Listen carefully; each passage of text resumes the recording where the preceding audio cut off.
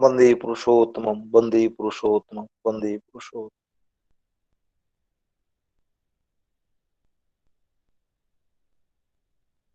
জয় গুরু। এখন পরমদয়ালের শ্রীহস্তলিখিত গ্রন্থ সত্যানুসরণ থেকে পাঠ করবেন সুদূর বাংলাদেশ থেকে আমাদের ইষ্টপ্রাণ শ্রদ্ধেয় বাপ্পি দা।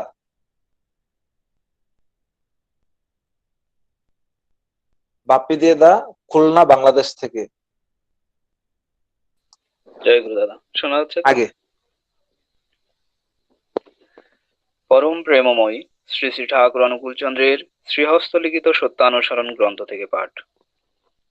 তুমি লতার স্বভাব অবলম্বন করো, আর আদর্শরূপ বৃক্ষকে জড়িয়ে ধরো, সিদ্ধ কাম হবে।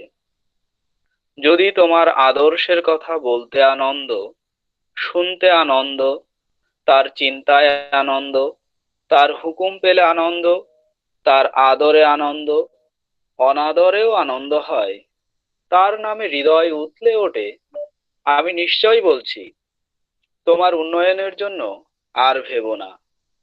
সদ্গুরুর শরণাপন্ন হও, সৎ নাম মনন করো, আর সৎ সঙ্গের আশ্রয় গ্রহণ করো। আমি নিশ্চয় বলছি তোমাকে আর তোমার উন্নয়নের জন্য ভাবতে হবে না। শান্তি, শান্তি, শান্তি। সবাইকে জয় গুরু। জয় গুরু। শ্রদ্ধেয় বাপ্পি দাকে এখন পরমদয়ালের নারীনীতি গ্রন্থ থেকে পাঠ করবেন শ্রীমতী শিপ্রা চক্রবর্তী মা, বিশালগড় থেকে। জয় গুরু। পরম প্রেমময় শ্রী শ্রী ঠাকুরের নারীর নীতি গ্রন্থ থেকে পাঠ। বিষয় শিক্ষা ও চরিত্র বিধানে ভক্তি। সন্তানের সম্মুখে এমনতর কিছু করিও না যাহাতে তাহার ভক্তি বা তোমার প্রতি টানের কোনো প্রকার অপলাপ ঘটে। টানের অপলাপে তোমারও কষ্ট, তাহারও সমূহ বিপদ। তাই তাহার ধাতু, চরিত্র ও অবস্থা যেন তোমাতে সবসময় জাগরূক থাকে। কোনো শিক্ষা দিতে হইলে বেশ করিয়া বুঝিয়া, প্রয়োজন ও অবস্থাতে নজর রাখিয়া, ভাব ও ভাবের গতির প্রতিক্রিয়ার সময়ে যদি বোধ ও মীমাংসাকে আনিয়া দিতে পারো, আদর ও সহানুভূতি লইয়া, দেখিবে শিক্ষা তাহার সহজে চরিত্রকে স্পর্শ করিয়াছে। বাণী সংখ্যা 164। স্বস্তি, স্বস্তি, স্বস্তি। জয় গুরু। জয় গুরু মা। জয় গুরু। জয় গুরু। জয় গুরু।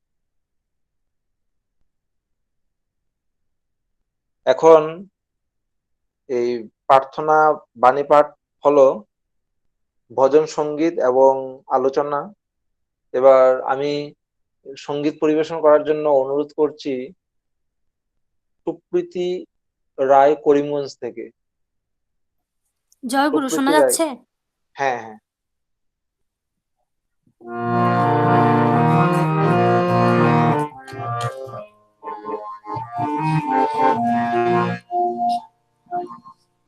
পর্ণাতারে বারো রে তোর জীবনের পরম সার। পর্ণাতারে বারো রে তোর জীবনের পরম সার।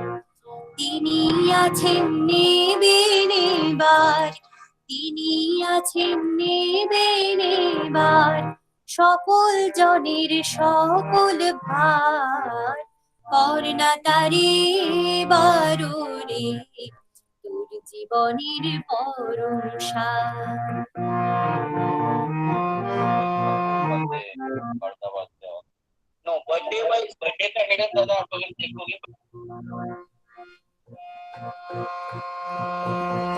ধরিলে ইষ্ট হবে শিষ্ট, নিষ্ঠাতে কর পূজারে দান।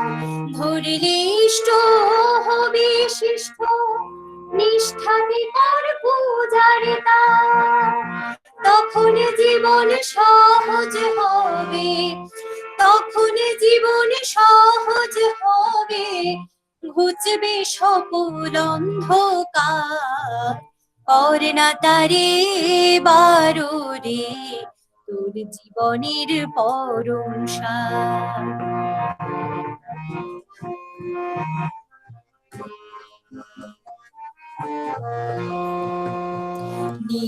মায়া মোহের ঘুরে ঘুরিস কেন তারে ছেড়ে নিত্য মায়া মোহের ঘুরে ঘুরিস কেন তারে ছেড়ে দুঃখ পাবি বারে বারে চিরদিনই অনিবার তাহার শরণ নিলে তখন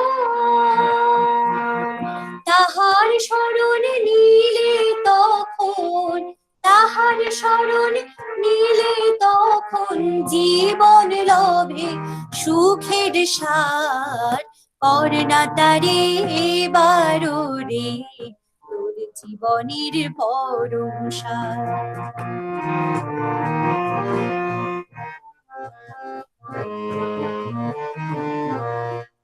যদি নন্দ না হয় কাম্যরে শান্তি স্বস্তি চাইলে পরে নন্দ না হয় কাম্যরে শান্তি স্বস্তি চাইলে পরে আয় না ছুটে আয় সকলে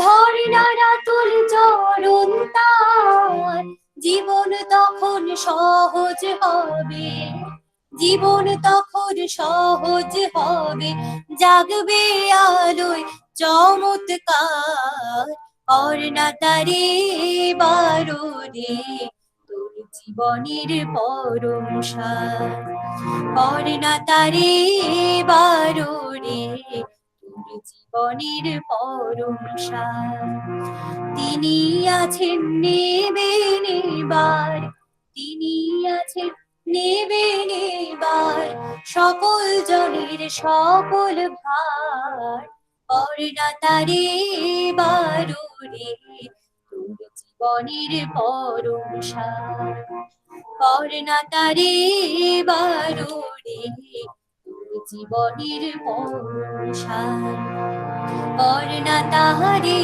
বারো রে তোর জীবনের পরম সার জয় গুরু জয় গুরু, জয় গুরু। বাহ, খুব সুন্দর ভাবে একটি ভজন শুনতে পেলাম, মানে কুমারী সুপ্রীতি মায়ের কণ্ঠে খুব ভালো লাগলো, আমার মুগ্ধ হলাম। এবার আমি সঙ্গীত পরিবেশন করার জন্য বলবো কুমারী শ্রেষ্ঠা রায় ধর্মনগর থেকে। চেষ্টা করো। হ্যাঁ, জয় গুরু।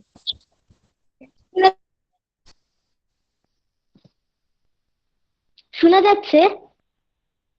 হ্যাঁ, শোনা যাচ্ছে।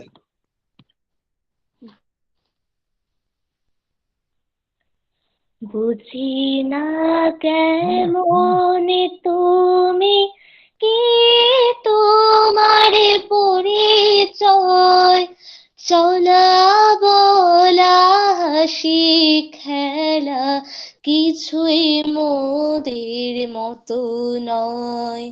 বুঝি না কেমন তুমি কি তোমার পরিচয় চলা বলা হাসি খেলা কিছুই মোদের মতো নয়। আমি হাসি তুমিও হাসো, তুমি কাঁদো আমিও কাঁদি। আমি হাসি তুমিও হাসো, তুমি কাঁদো আমিও কাঁদি। সবারই পূরণে করে চলো, সবারই পূরণে করে চলো, আমি শুধু মায়ায় বাঁধি। বুঝি না কেমন তুমি কি তোমার পরিচয় চলা বলা হাসি খেলা কিছুই মোদের মতো নয়। নিত আমায় জড়িয়ে রাখে, অলিকে দুঃখ বেদন ভয়।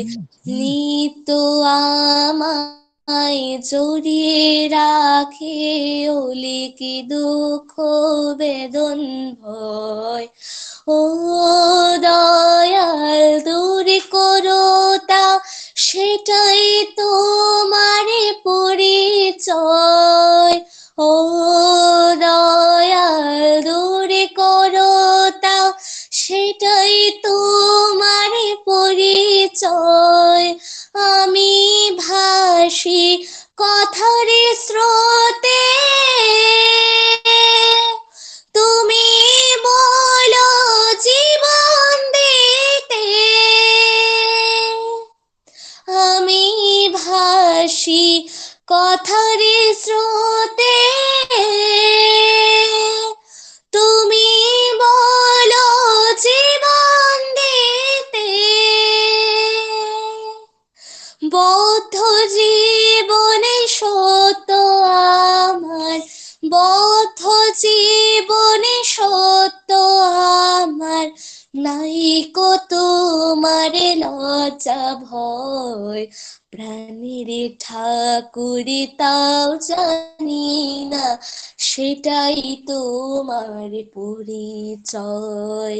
প্রাণের ঠাকুরি তাও জানি না, এটাই তোমার পরিচয়। প্রাণের ঠাকুরে তাও জানি না, সেটাই তোমার পরিচয়। জয় গুরু। বাহ, জয় গুরু, জয় গুরু। খুব সুন্দরভাবে পরিবেশন করলে ভালো লাগলো। পরমপিতা রাতুল চরণে তোমার মঙ্গল প্রার্থনা করি, এবং এর আগে যে গেয়েছে সুপ্রীতি, ওরও জন্য পরমপিতা রাতুল চরণে মঙ্গল প্রার্থনা করছি। জয় গুরু। আমরা আজকে খুব আনন্দে আছি জয় সবাই। গুরু। আগামীকাল পরম পূজ্যপাদ শ্রী শ্রী অবিন দাদার 21তম জন্ম দিবস আমরা সেলিব্রেট করব। তো এখন থেকে যেন একটা আনন্দ উৎসব লেগে আছে, যদিও এই করোনার প্রাককালে আমরা অনলাইনে আছি। তো সবাই সেই ভাবে থাকবো। এখন আমার আরেকটি বোন সঙ্গীত পরিবেশন করবেন সুদূর কলকাতা থেকে, স্নেহা দাস। ও ভালো সঙ্গীত শিল্পী এবং খুব ভক্ত মানুষ। যখনই দেওঘরে যায় ঠাকুর বাড়িতে গান শোনান পুজিনে মাকে। তো স্নেহাকে বলবো একটি সঙ্গীত পরিবেশন করার জন্য। জয় গুরু। জয় গুরু। স্নেহা। হ্যাঁ, জয় গুরু। হ্যাঁ, জয় গুরু, শুরু করো। পরম দয়ালের রাতুল চরণে আমার শতকোটি প্রণাম, এবং উপস্থিত সবাইকে আমার রানন্দিত জয়গুরু। এই নতুন বছরের অনেক অনেক শুভেচ্ছা প্রতি প্রত্যেককে। জয়গুরু।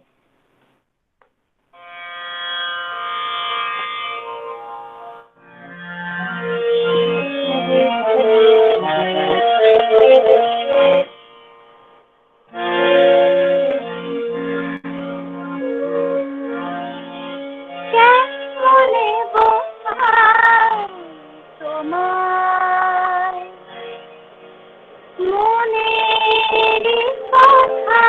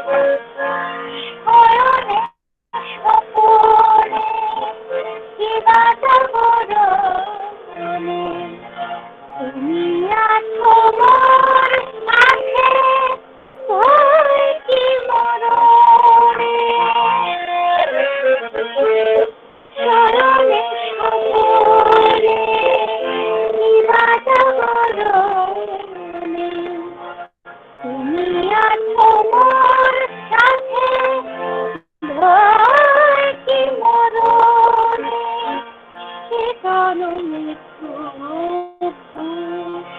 পেয়েছি তোমায় সে কারণে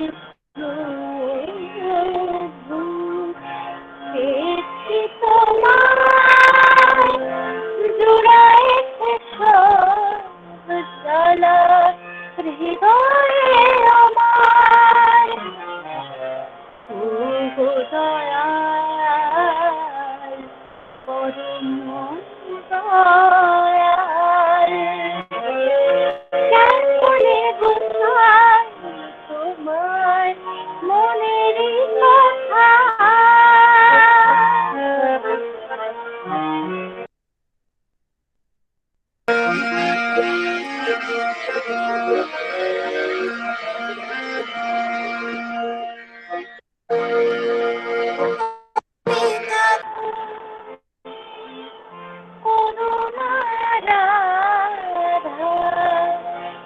তোমার চেয়ে আর কিছু নেই যে পাওয়া পরম করুণা রাধা তোমার চেয়ে আর কিছু নেই যে পাওয়া বিশ্বাস থাকে প্রভু এ হৃদয়ে মোর বিশ্বাস থাকে প্রভু এ হৃদয়ে মোর তোমার সেবা পারি যেন করতে আমরণ ও গো দয়াল পরম দয়াল কেমনে বোঝাই তোমার মনেরই কথা তোমারই বাণী প্রভু ভুলবো না আমি প্রভু তোমারই বাণী প্রভু ভুলবো না আমি প্রভু ও দয়াল পরম দয়াল পরম দয়াল কেমনে বোঝাই তোমার কেমনে বোঝাই তোমার কেমনে বোঝাই তোমার মনেরই কথা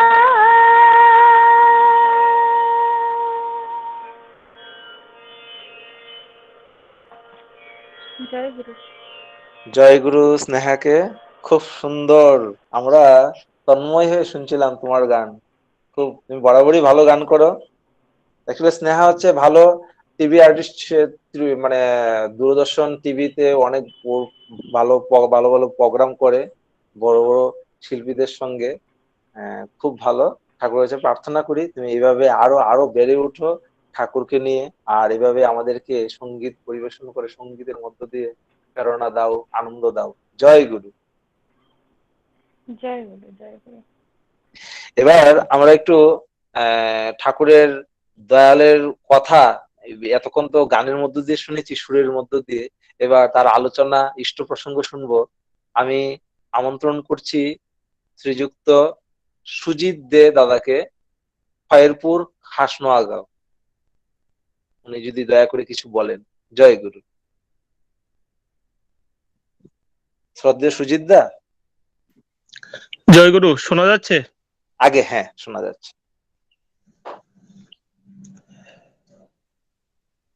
পরম দয়াল ঠাকুর আমার আরাধ্যা জগৎ জননী শ্রী শ্রী বরমা, পরম পূজ্য পাদ শ্রী শ্রী বরদা, পরম পূজ্য পাদ আচার্য দেব শ্রী শ্রী দাদা, পরম পূজ্য পাদ শ্রী শ্রী বাবা দাদা, পরম পূজ্য পাদ শ্রী শ্রী অবিন দাদার রাতুল চরণে আমার কোটি কোটি প্রণাম। এই অনলাইন সৎসঙ্গে উপস্থিত সবার প্রতি রইল আমার রানন্দিত জয় গুরু। পুরোহিত কর্তৃক আদিষ্ট হয়েছি ইষ্ট প্রসঙ্গ করার জন্য। তবে ইষ্ট প্রসঙ্গ করতে গেলে যে ভক্তি শ্রদ্ধা থাকার দরকার সে তার বিন্দু মাত্রটুকু আমার নেই। সৎসঙ্গের বিধি মাফিক পুরোহিত কর্তৃক আদিষ্ট হলে সে আদেশ পালন করতে হয়। ঠাকুরের দুই একটা কথা বলার চেষ্টা করছি, ভুল ভ্রান্তি ক্ষমা করে দেবেন।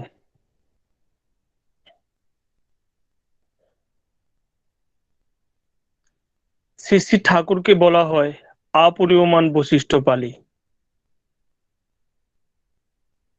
ঠাকুর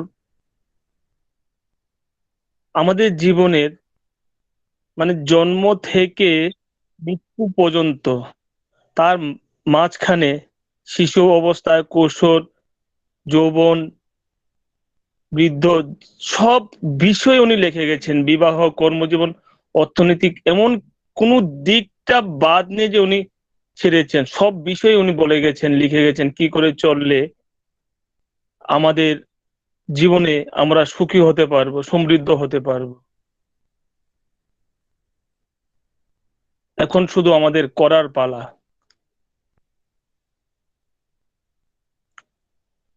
কৃপা আমরা সবাই সবসময় ঠাকুর কৃপা চাই। কৃপা মানে কি করে পাওয়া, তার নামই হলো কৃপা। তো কি করব, করার পালা। করার তো অনেক কিছু। আমার সাধারণ জ্ঞানে আমি যতটুকু বুঝি মানে করা কি ইষ্ট নির্দেশটা পালন করা। এই করার মধ্যে দিয়ে আমাদের যা যা করণীয় সব কিছু হয়ে যায়। ইষ্টের নির্দেশ বলতে ঠাকুর এখানে দুইটা, একটা হলো নির্দেশ আর একটা হলো নিদেশ। নির্দেশগুলা হলো মানে গিয়ে যখন নাম ধ্যান যজন যাজন ইষ্টভীতি স্বস্তিনী সদাচার এগুলি করা, তো এগুলা নির্দেশ, এগুলাকে কখনো পরিবর্তন করা যায় না। আর নির্দেশ হলো সময় মাফিক যে নির্দেশগুলি আসে আমাদের কাছে সেগুলি পালন করা। সেই নির্দেশটা দেন কে আমাদেরকে? দেন আচার্যদেব শ্রী শ্রী দাদা।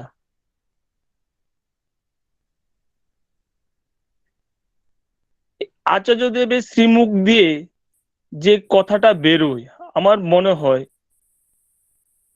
আমি আমার জীবনের কথা বলছি, আচার্যদেবের মানে নিয়ে আমার জীবনে কি ছিল, কি ভাবনা ছিল, আমি আমার জীবনে অনুভূতি, ছোট্ট একটা অনুভূতির কথা বলছি।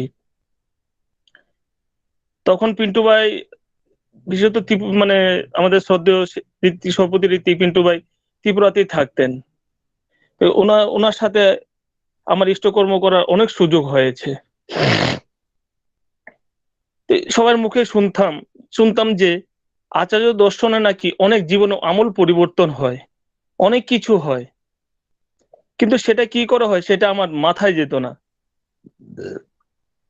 ছোটবেলা থেকে ঠাকুরের টুটকি মুখে যে কোনো অনুষ্ঠানে, ছোট মোটো বড় অনুষ্ঠান, সব অনুষ্ঠানে উপস্থিত থাকতাম, কিন্তু নিজের মতো করে।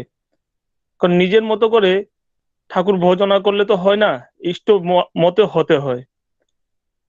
নিজের মতো করে উপস্থিত থাকতাম। তো মাঝে মধ্যে যে আলোচনা শুনতাম তার মধ্যে সবচেয়ে প্রিয় ছিল আমার দুইটা জিনিস। একটা ছিল আলোচনা মানে ইষ্ট প্রসঙ্গ যেগুলো হয় অনুষ্ঠানে, আর একটা হলো নাম ধ্যান করা।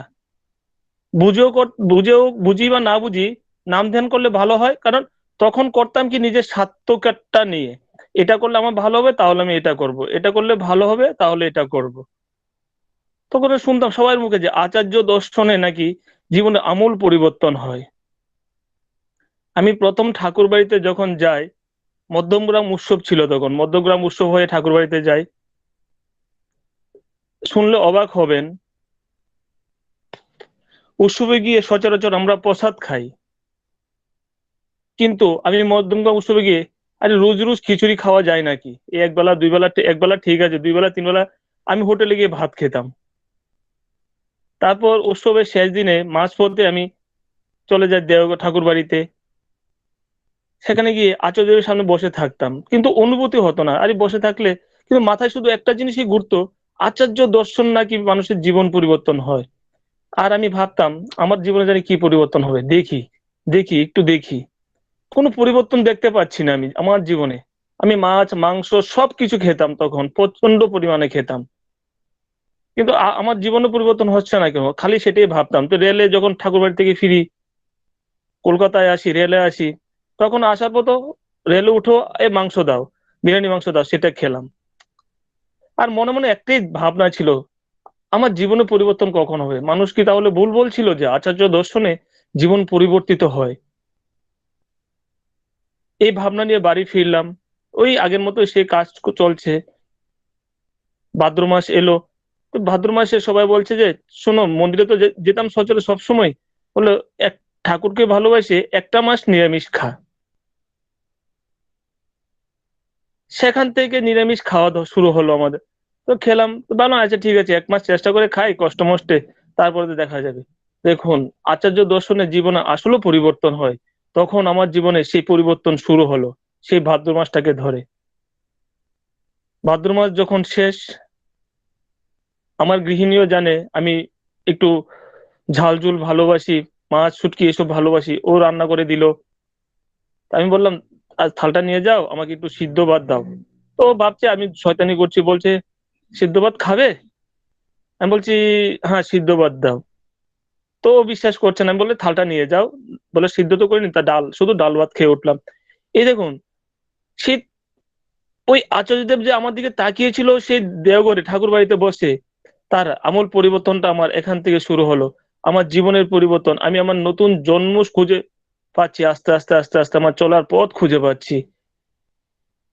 ঠাকুর পূর্ব যে অবতারী পুরুষদের পাঠিয়েছিলেন, তারা, ওনারা সবাই কেউই তার পিছনে, ওনারা যখন চলে গেলেন, তারপরে আস্তে আস্তে সেই অবতার পুরুষদের বাণীগুলি, কথাগুলি আস্তে আস্তে বিকৃতি রূপ ধারণ করতে করতে শুরু করে, এবং একটা টাইম সেগুলো লুপ্ত হয়ে যায়। লুপ্ত বলতে একদম শেষ হয়ে যায়নি, কিন্তু বিকৃত রূপটা জাগ্রত। তো ঠাকুর বুঝেছেন, তার জন্য এ কলিযুগে এসে, এই সত্য যুগের শুরুতে ঠাকুর আচার্য পরম্পরা রেখে গেলেন, আমরা যেন বিচ্ছিন্ন হয়ে না পড়ি, আমরা যেন ভুল পথে না চলি। সেই তিনি দয়া করে আমাদেরকে আচার্য পরম্পরা দিয়ে গেলেন। আমার মানে কি বলবো, আমার সামনে সে আরেকটা ঘটনা আচার্য পরম্পরা আমি বলছি। দেখুন, ওনারা যে পরবর্তীতে নীলা চলতে থাকে, নীলা চলতে থাকে, আমরা অনেক সময় ধ্বনিতে বা কথায় কথায় কেউ পূজনীয় বাবা দাদা বলি, কেউ পূজ্যপাদ বাবা দাদা বলি, যার যার মতো করে আমরা নাম রাখি, নাম বলি, এইভাবে ওনাদেরকে পদবি দিই। অ্যাকচুয়ালি তা হয় না কিন্তু। ঈশ্বর ঈশ্বরী, ভগবান ভগবানই, ওনার যে রূপ, ওনাকে যা বলে ডাকতে হয় আমাদের তা বলেই ডাকা উচিত। আমি আমার জীবনের একটা ঘটনা বলছি, দেখা ঘটনা। পরম পূজ্যপাদ শ্রী শ্রী বাবা দাদাকে একজন লোক, একজন ভক্ত মানুষ, ঠাকুরের দীক্ষিত একজন ভক্ত মানুষ একটা হাওয়া মেশিন দিলেন। এই গ্যারেজে ছিল হাওয়া মেশিনটা। আচার্যদেব শ্রী শ্রী দাদা ওই রাস্তা দিয়ে যাচ্ছেন, তো একজন দেখে বলছেন, আগে এই মেশিনটা পরম পূজ্যপাদ শ্রী শ্রী বাবা দাদাকে দিয়েছেন ভক্ত মানুষ, ওই অমুক দাদা, এখানে ওনার পরম পূজ্যপাদ শ্রী শ্রী বাবা দাদার নামটা লিখে রাখবো। কি লিখবো? তো কেউ বলছেন পূজনীয় বাবা দাদা লেখো, কেউ বলছেন শ্রী শ্রী বাবা দাদা লেখো। সেটা দায়িত্ব ছিলেন বকুনিদা। পরম পূজ্যপাদ আচার্যদেব শ্রী শ্রী দাদা তখন বললেন, শুনুন, লিখুন,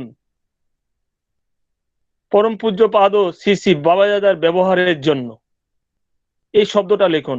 দেখুন, মালিক বুঝিয়ে দিয়েছেন, বলে দিয়েছেন আমরা ওনাদের কি বলে সম্বোধন করতে হয়।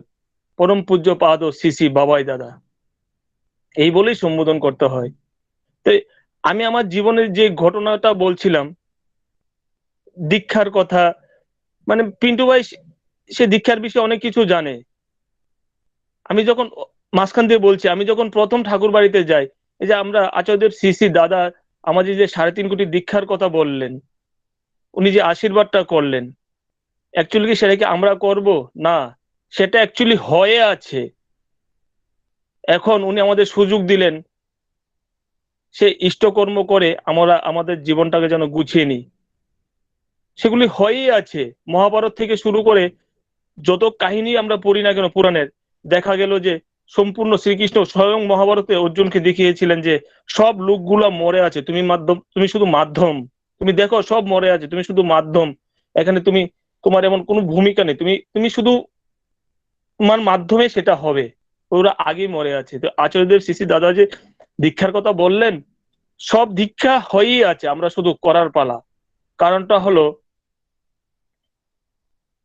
যতগুলো তার পূর্বে যতগুলো দীক্ষার আশীর্বাদ উনি করেছেন, আমরা তখন ঘাবড়ে গিয়েছিলাম কি করে হবে, কি করে হবে, এটা কি করে, সেটা কি করে সম্ভব। আসলে সেটা হয়েই আছে, শুধু আমরা করার পালা।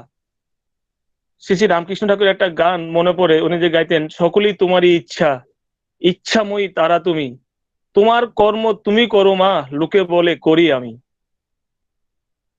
তোমার কর্ম, উনার কর্ম উনি করে আছেন, এখন আমাদের সুযোগ দিয়েছেন আমরা সে করে, সে পারগতায় উত্তীর্ণ হয়ে নিজেদেরকে বড় করে তোলার জন্য। আগামী কালকে আমাদের পঞ্চম পুরুষ পরম পূজ্যপাদ শ্রী শ্রী অবিন্দ দাদার 21তম জন্মবার্ষিকী। পরম পিতার রাতুল চরণে ওনার সুস্বাস্থ্য সুদীর্ঘ জীবন কামনা করে, ওনার রাতুল চরণে, আচার্যদেব শ্রী শ্রী দাদার রাতুল চরণে, পরম পূজ্যপাদ শ্রী শ্রী বাবাজার রাতুল চরণে ওনার দীর্ঘ জীবন কামনা করে আমি আমার ইষ্ট প্রসঙ্গ এখানে শেষ করছি। ভুলভ্রান্তির জন্য সবার কাছে ক্ষমা চেয়ে নিচ্ছি। জয় গুরু। সবাই ভালো থাকবেন, আনন্দ থাকবেন, সুখে থাকবেন। বন্দে পুরুষোত্তমম, বন্দে পুরুষোত্তমম, বন্দে পুরুষোত্তমম। জয়গুরু সুজিতদা। সুজিতদার ডাক নাম হচ্ছে তারক। তারক বলে আমরা সবাই চিনি। তো খুব সুন্দরভাবে আমরা মানে মুগ্ধকর মানে ঠাকুরের প্রসঙ্গ ভালো করে শুনতে পেলাম। তো ভালো লাগলো। আমি সুজিতদার পরিবার পরিজন সবার সর্বাঙ্গীন নিষ্ঠুচ্ছল জীবন প্রার্থনা করি। আমারও উনি আলোচনার মধ্যে বলেছিলেন যে আমার সঙ্গে ওনার সুযোগ হয়েছিল ঠাকুরের কাজ করার। তো খুব ভক্ত মানুষ। যখনই বাড়িতে যেতাম মানে ধান্দা একটাই থাকতো যে কি করে দীক্ষা করাবে বিভিন্ন জায়গাতে। ওই যে আমাদের বণিক চমুনির পেছন দিক দিয়ে অনেক বড় ট্রাইবেল বেল্ট, মানে একসময় মানুষে ওইসব জায়গাতে যেতে অনেক ভয় পেত, মানে এতটাই খারাপ জায়গা ছিল। কিন্তু এই সুজিতদার সঙ্গে আমি কত জায়গাতে যাওয়া হয়েছিল এবং অনেক দীক্ষাও হয়েছিল। খুব ভালো। তো ঠাকুরের কাছে প্রার্থনা করি সুজিতদার সর্বাঙ্গীন নিষ্ঠুচ্ছল জীবন এভাবে যেন আমাদেরকে আরো প্রেরণা দেয় ঠাকুরের দয়ার কথা শুনিয়ে। জয় গুরু।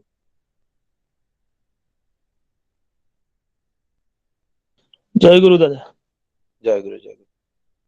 ডক্টর স্বপন দা, স্বপন সরকার দা, জয় গুরু।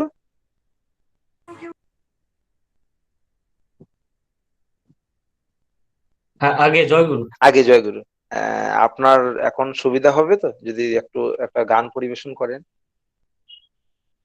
আগে আগে। জয়গুরু। এখন সঙ্গীত পরিবেশন করবেন ডক্টর স্বপন সরকার দা। উনি আমাদের ত্রিপুরারই খোয়াই জেলাতে ওনার বাড়ি। উনি মানে কলকাতায় থাকেন। খুব ভক্তপ্রাণ এবং আমাদের যে রুজ সৎসঙ্গ হয় উনি যথেষ্ট মানে আমাদেরকে প্রেরণা দেন, সহযোগিতা করেন। খুব ঠাকুরের নিষ্ঠা সহকারে ঠাকুরের কাজ করেন। আমি আমরা সবাই ওনার কাছ থেকে একটা সঙ্গীত শুনবো, ঠাকুরকে শোনাবে। জয় গুরু। জয়গুরু। সবাইকে, উপস্থিত সকল শ্রদ্ধেয় দাদা ও মায়েদের প্রণাম জানাই, জয়গুরু জানাই। এবং আজকের এই সৎসঙ্গ অনুষ্ঠানে আমি একটি আচার্যদেবের রচিত সঙ্গীত পরিবেশন করার চেষ্টা করছি। জয়গুরু।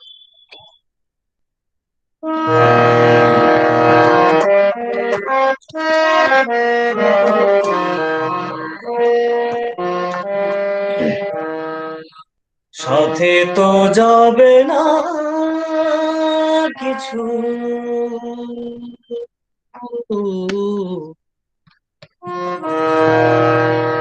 ওরে মন,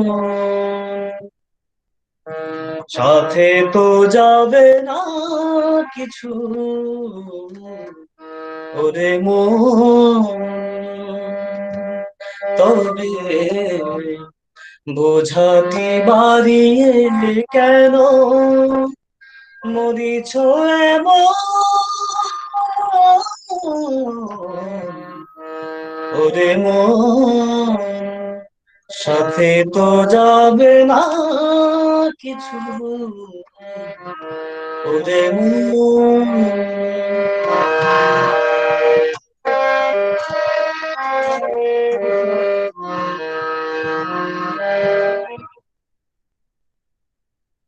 সঞ্চয় করিছ যাহা পিছে পরে রবে তাহা, সঞ্চয় করিছ যাহা পিছে পরে রবে তাহা, কেন তবে বৃথা কর্মে কাটাও জীবন, তার চেয়ে যদি তার বাঁধিতে গো প্রেম ডোরে, তার চেয়ে যদি তার বাঁধিতে গো প্রেম ডোরে, সবার রাখিতে যে গো জাগে অনুখ, সবার রাখিতে যে গো জাগে অনুখ, ওরে মন সাথে তো যাবে না কিছু, ওরে মন।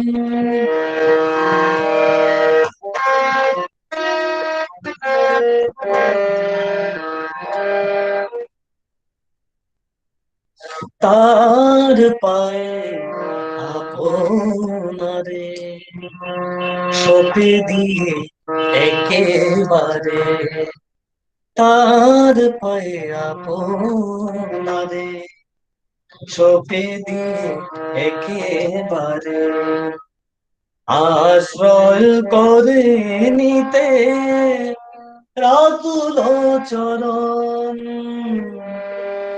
আশ্রয় করে নিতে রাতুল চরণ, থাকিত না ভব ভয় সব দুঃখ করি জয়, থাকিত না ভব ভয় সব দুঃখ করি জয়, মহাজীবনের মাঝে অত উত্তর, ও মহাজীবনের মাঝে অত উত্তর, ওরে মন সাথে তো যাবে না কিছু,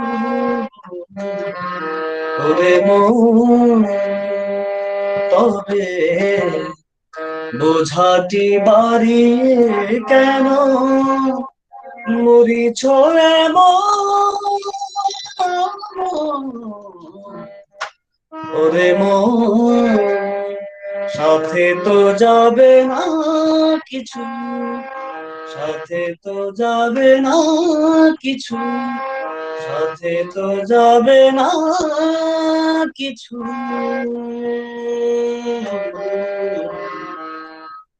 ওরে মন। জয় গুরু। জয় গুরু স্বপনদা, জয় গুরু। বাহ, একদম মন জুড়িয়ে গেল। জয় গুরু, খুব মুগ্ধ হয়ে শুনছিলাম, একদম দারুণ দারুণ কণ্ঠ, অনেকদিন জয় পরে এই গুরু দাদা। গানটা শুনলাম, খুব ভালো লাগলো। আচার্যদেব পরম পূজ্যপাদ শ্রী শ্রী দাদার রচিত গান, খুব ভালো লাগলো। আর পরমপিতার আতুল শ্রীচরণে প্রার্থনা করি আপনার, স্বপনদা হ্যালো, হ্যাঁ, আগে শুনতে পাচ্ছি দাদা, হ্যাঁ আগে। হ্যাঁ হ্যাঁ, আমার কথা শোনা যাচ্ছে তো? জয়গুরু। হ্যাঁ হ্যাঁ, শোনা যাচ্ছে দাদা, হ্যাঁ, শোনা যাচ্ছে। পরমপিতা রাতুল শ্রীচরণে প্রার্থনা করি আপনার সুস্বাস্থ্য ইষ্টোচ্ছল জীবন। জয় গুরু। হ্যাঁ, জয় গুরু দাদা, জয় গুরু, জয় গুরু, জয় জয় গুরু। গুরু, খুব ভালো লাগলো। এবার আমি অনুরোধ করবো, এখন আমাদের মাঝে উপস্থিত আছেন আমাদের পরম শ্রদ্ধেয় ডক্টর রায়চাঁদ জেঠু, আহ, উনি ঠাকুরের সভাপতি ঋত্বিক। আজকে তো আমাদের প্রোগ্রামটা এরকম নির্ধারিত করা হয়নি কে কি করবেন। তো রায়চাঁদ জেঠু যদি দয়া করে একটু ইষ্ট প্রসঙ্গ করেন, আমরা খুব মানে অনুপ্রাণিত হব ওনার কাছ থেকে শুনে ঠাকুরের দয়ার কথা। জেঠু, জয়গুরু।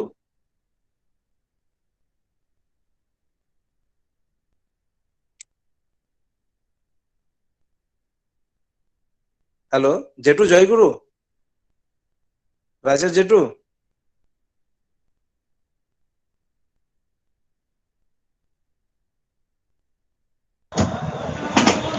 জয়গুরু পিন্টু ভাই, আগে সবাই জয়গুরু, জয়গুরু। প্রথমে দয়ালের শ্রী পাদবদ্যে শতকোটি প্রণাম জানাই।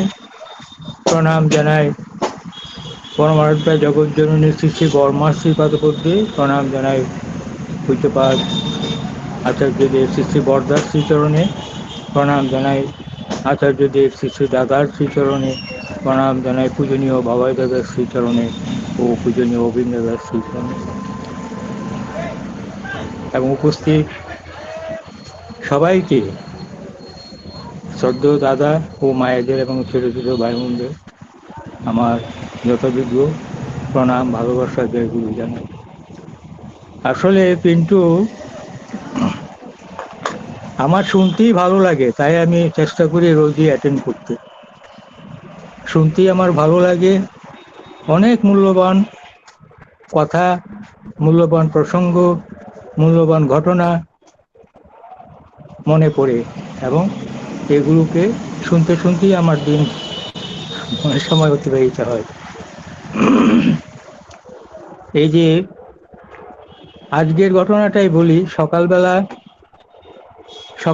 আজকে প্রভাতী সৎসঙ্গে উপস্থিতির সংখ্যাটা কম ছিল,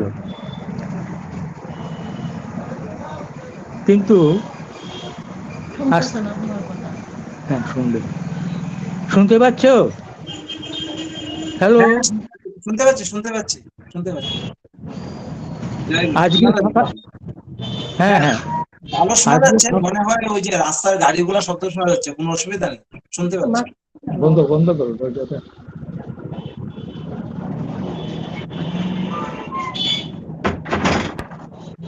না, বলছিলাম আজকে সকালের যে প্রভাতী সৎসঙ্গ হলো, প্রথম দিক দিয়ে মানে আমাদের উপস্থিতির সংখ্যা খুব কম ছিল, এমনকি যারা নির্দিষ্ট কাউকে বা যারা গান গায় বা কীর্তন করেন বা আলোচনা করেন ঠিক মতো পাওয়া যাচ্ছিল না। এবং যে জলাই দৃষ্টিকে সে কমলপুর থেকে গন্ডাছড়া অবধি প্রত্যেকটা সৎসঙ্গে আমি দেখি সেখানে উপস্থিতি অনেক বেশি, আজকেও ছিল অনেক, 70 আপ। অর্থাৎ পরবর্তীকালে দেখা গেল এই সংখ্যাটা বাড়তে আরম্ভ করলো। যেটা বলার বিষয়, এই সৎসঙ্গের সকালবেলার সৎসঙ্গের পরবর্তীকালে বা শেষের দিকে আমরা যে আলোচনাগুলি শুনেছি বা সবাই শুনেছেন, তার মধ্যে প্রত্যেকে উপভোগ করেছেন, আনন্দ পেয়েছেন, খুবই আনন্দ পেয়েছেন। আগামীকালের ঘটনাবলী বা যে প্রোগ্রাম হবে তা শুনে, ঠাকুরবাড়ির অনেক ঘটনা প্রোগ্রাম শুনে সবাই আনন্দ পেয়েছেন। তাই বলছিলাম যে ওই যে বলে না, যে সহে সে রহে, এটি যেন মনে হলো শেষ অবধি এত উপভোগ্য একটা সৎসঙ্গে উপস্থিত থেকে। অনেক কিছুই বলার থাকলেও আজকাল আর অতটা বলতে পারি না, শুনতেই ভালো লাগে, তাই বসে বসে শুনি। বিশেষ করে এখনকার যে যুব সমাজ, প্রত্যেকেই একটা বয়সে একটা সময়ে যুবক, যুবকদের বয়স পার করে গেছেন অনেকেই। এই যুব সমাজকে একটা রেগুলার লাইফের মধ্যে আনা, একটা সুশৃঙ্খল জীবনযাপনের মধ্যে আনা, একটা শুদ্ধ জীবনের মধ্যে আনা, ঈশ্বরমুখী ভাব তৈরি করা এবং পারস্পরিকতা রক্ষা করা, সংহতি রক্ষা করা, এটা অতি প্রয়োজন বর্তমান যুগে। আমরা অনেক কিছুই করে চলেছি, আমাদের দিক থেকেও অনেক চেষ্টা করে অনেক কিছু প্রোগ্রাম করা হয় যুবকদেরকে উৎসাহিত করার জন্য, জীবনের মূল্যবোধ বোঝাবার জন্যে। এই ভাইটি যে আলোচনা করলো আজকে, পিন্টু ভাইয়ের যে বন্ধু স্থানীয়, আমার খুব ভালো লাগছে সেই আলোচনাটা শুনে। এটা একটা বাস্তবিক, তার মধ্যে একটা রিয়েলিটি আছে, কি করে পরিবর্তনটা আসে। এইভাবেই প্রত্যেকে কথাবার্তা আলোচনাটাই শোনার বিষয়।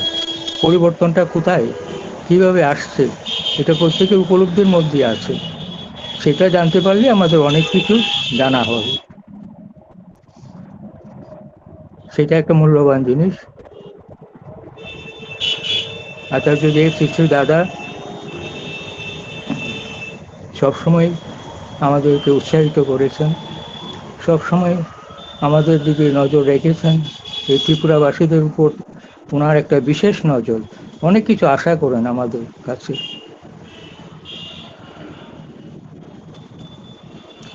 দাদাকে আমি প্রথম যখন দর্শন করি সেটা 1963-তে। 63-তে আমার দীক্ষা হয়নি, কিন্তু আমি আশ্রমে 64 থেকে যাতায়াত শুরু করি। আগরতলা রামনগর 2 নম্বরে গিয়ে একটা আশ্রম ঘর ছিল, কেন্দ্র, সেখানে আমি যেতাম। পরবর্তীকালে 64-এ আমি রেগুলার আশ্রমে যাতায়াত করি, সেই আশ্রম ঘরেই। আর 65 থেকে বর্তমান মন্দির শুরু হয়েছে। তো যাই হোক, 65-এর 2 ফেব্রুয়ারিতে আমার দীক্ষা হয়, আশ্রমে যাতায়াতের 1 বছর পরে। তখনকার পরিবেশ, তখনকার অবস্থা, তখনকার দিনের দাদারা কিভাবে চলতেন, কিভাবে বসতেন সবাইকে নিয়ে, এটা একটা লক্ষণীয় বিষয়। এবং যদিও অল্প সংখ্যক যুবকরা ছিল বা আমরাও ছিলাম, কিন্তু প্রত্যেকে অত্যন্ত শ্রদ্ধাশীল হয়ে গুরু আমাদের যে পবিত্র পাঞ্জাবেরি এবং এসপিআর দাদারা ছিলেন, তাদের কথা মনোযোগ দিয়ে শুনতেন এবং দায়িত্ব পালন করতেন।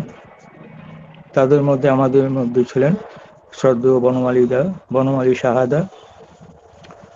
প্রথম আমি আগরতলায় ওনাকেই দেখি এবং ওনাকে বুঝতে পারি, ওনার ভিতরে যে ব্যক্তিত্ব, কথা বলার ভঙ্গি, সে কিরকম ছিল, এবং একটা ঠাকুরের প্রতি অগাধ ভক্তি, বিশ্বাস, শ্রদ্ধা ছিল।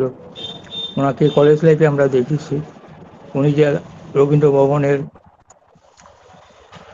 কলেজের যে দোতলায় যে হলঘর ছিল, বিভিন্ন বক্তৃতার মধ্যে উনি যোগদান করতেন। প্রত্যেকটা যোগদানের পরে বা বলার সময় ওনার ভেতর থেকে যে কি একটা ভাব সৃষ্টি হতো, কি একটা মানে ব্যক্তিত্ব এবং দৃঢ়তা কথার মধ্যে ছিল, তার দ্বারা বোঝা যায় উনি একটু অন্যরকম ছিলেন। কতটা গভীর বিশ্বাস ছিল ঠাকুরের প্রতি, কতটা কষ্ট সহিষ্ণু ছিল। কষ্ট সহিষ্ণুর কথা বলতে গেলে আমাদের শ্রদ্ধেয় মিশ্রদা, আমাদের ঋত্বিক দাদা, আমাদের গ্রুপের প্রায় অনেকেরই দীক্ষাদাতা ছিলেন শ্রদ্ধেয় মিশ্রদা। তারা যে কিরকম ভাবে দায়িত্ব পালন করতেন, সেটা একটা লক্ষণীয় বিষয়। যাকে যে কাজ দেওয়া হতো সে সেটা শেষ করে এসে খবর দিত। কারুর বাড়ি, ছেলেরা কেমন, মা বাবার শরীর কেমন, কোনো জিনিস আনতে হবে কিনা, কারুর বাড়িতে দিয়ে আসতে হবে কিনা, পৌঁছে দিতে হবে কিনা, সব দায়িত্ব পালন করতেন। যদিও খুব অল্প সংখ্যক ছিল ছেলেদের সংখ্যা, আবার অনেক জায়গায় রাত্রিবেলা সৎসঙ্গ হবে, সেখানে প্রত্যেককে এক একটা জিনিস বহন করে নিয়ে যেতে হতো। কেউ হারমোনিয়াম, কেউ খোল, কেউ অন্যান্য সামগ্রী নিয়ে সেই বাড়িতে যেত। হয়তো কারোর বাড়ি 1 মাইল 2 মাইল দূরেও হতে পারে। এগুলি আবার রাত্রিবেলা বহন করে নিয়ে আসতো। আর আশ্রমের মধ্যে যারা ছিলেন, আমাদের সদ্য প্রয়াত হরিপদ দাশগুপ্তদা, আমাদের পালদা যিনিও প্রয়াত হয়েছেন, আর আর যারা ছিলেন, বাসুদেব কংসবণিকদা, তারাও থাকতেও একটা ছাত্রাবাস ছিল, একটা ঘরের মতো, এখানে তারা থাকতেন।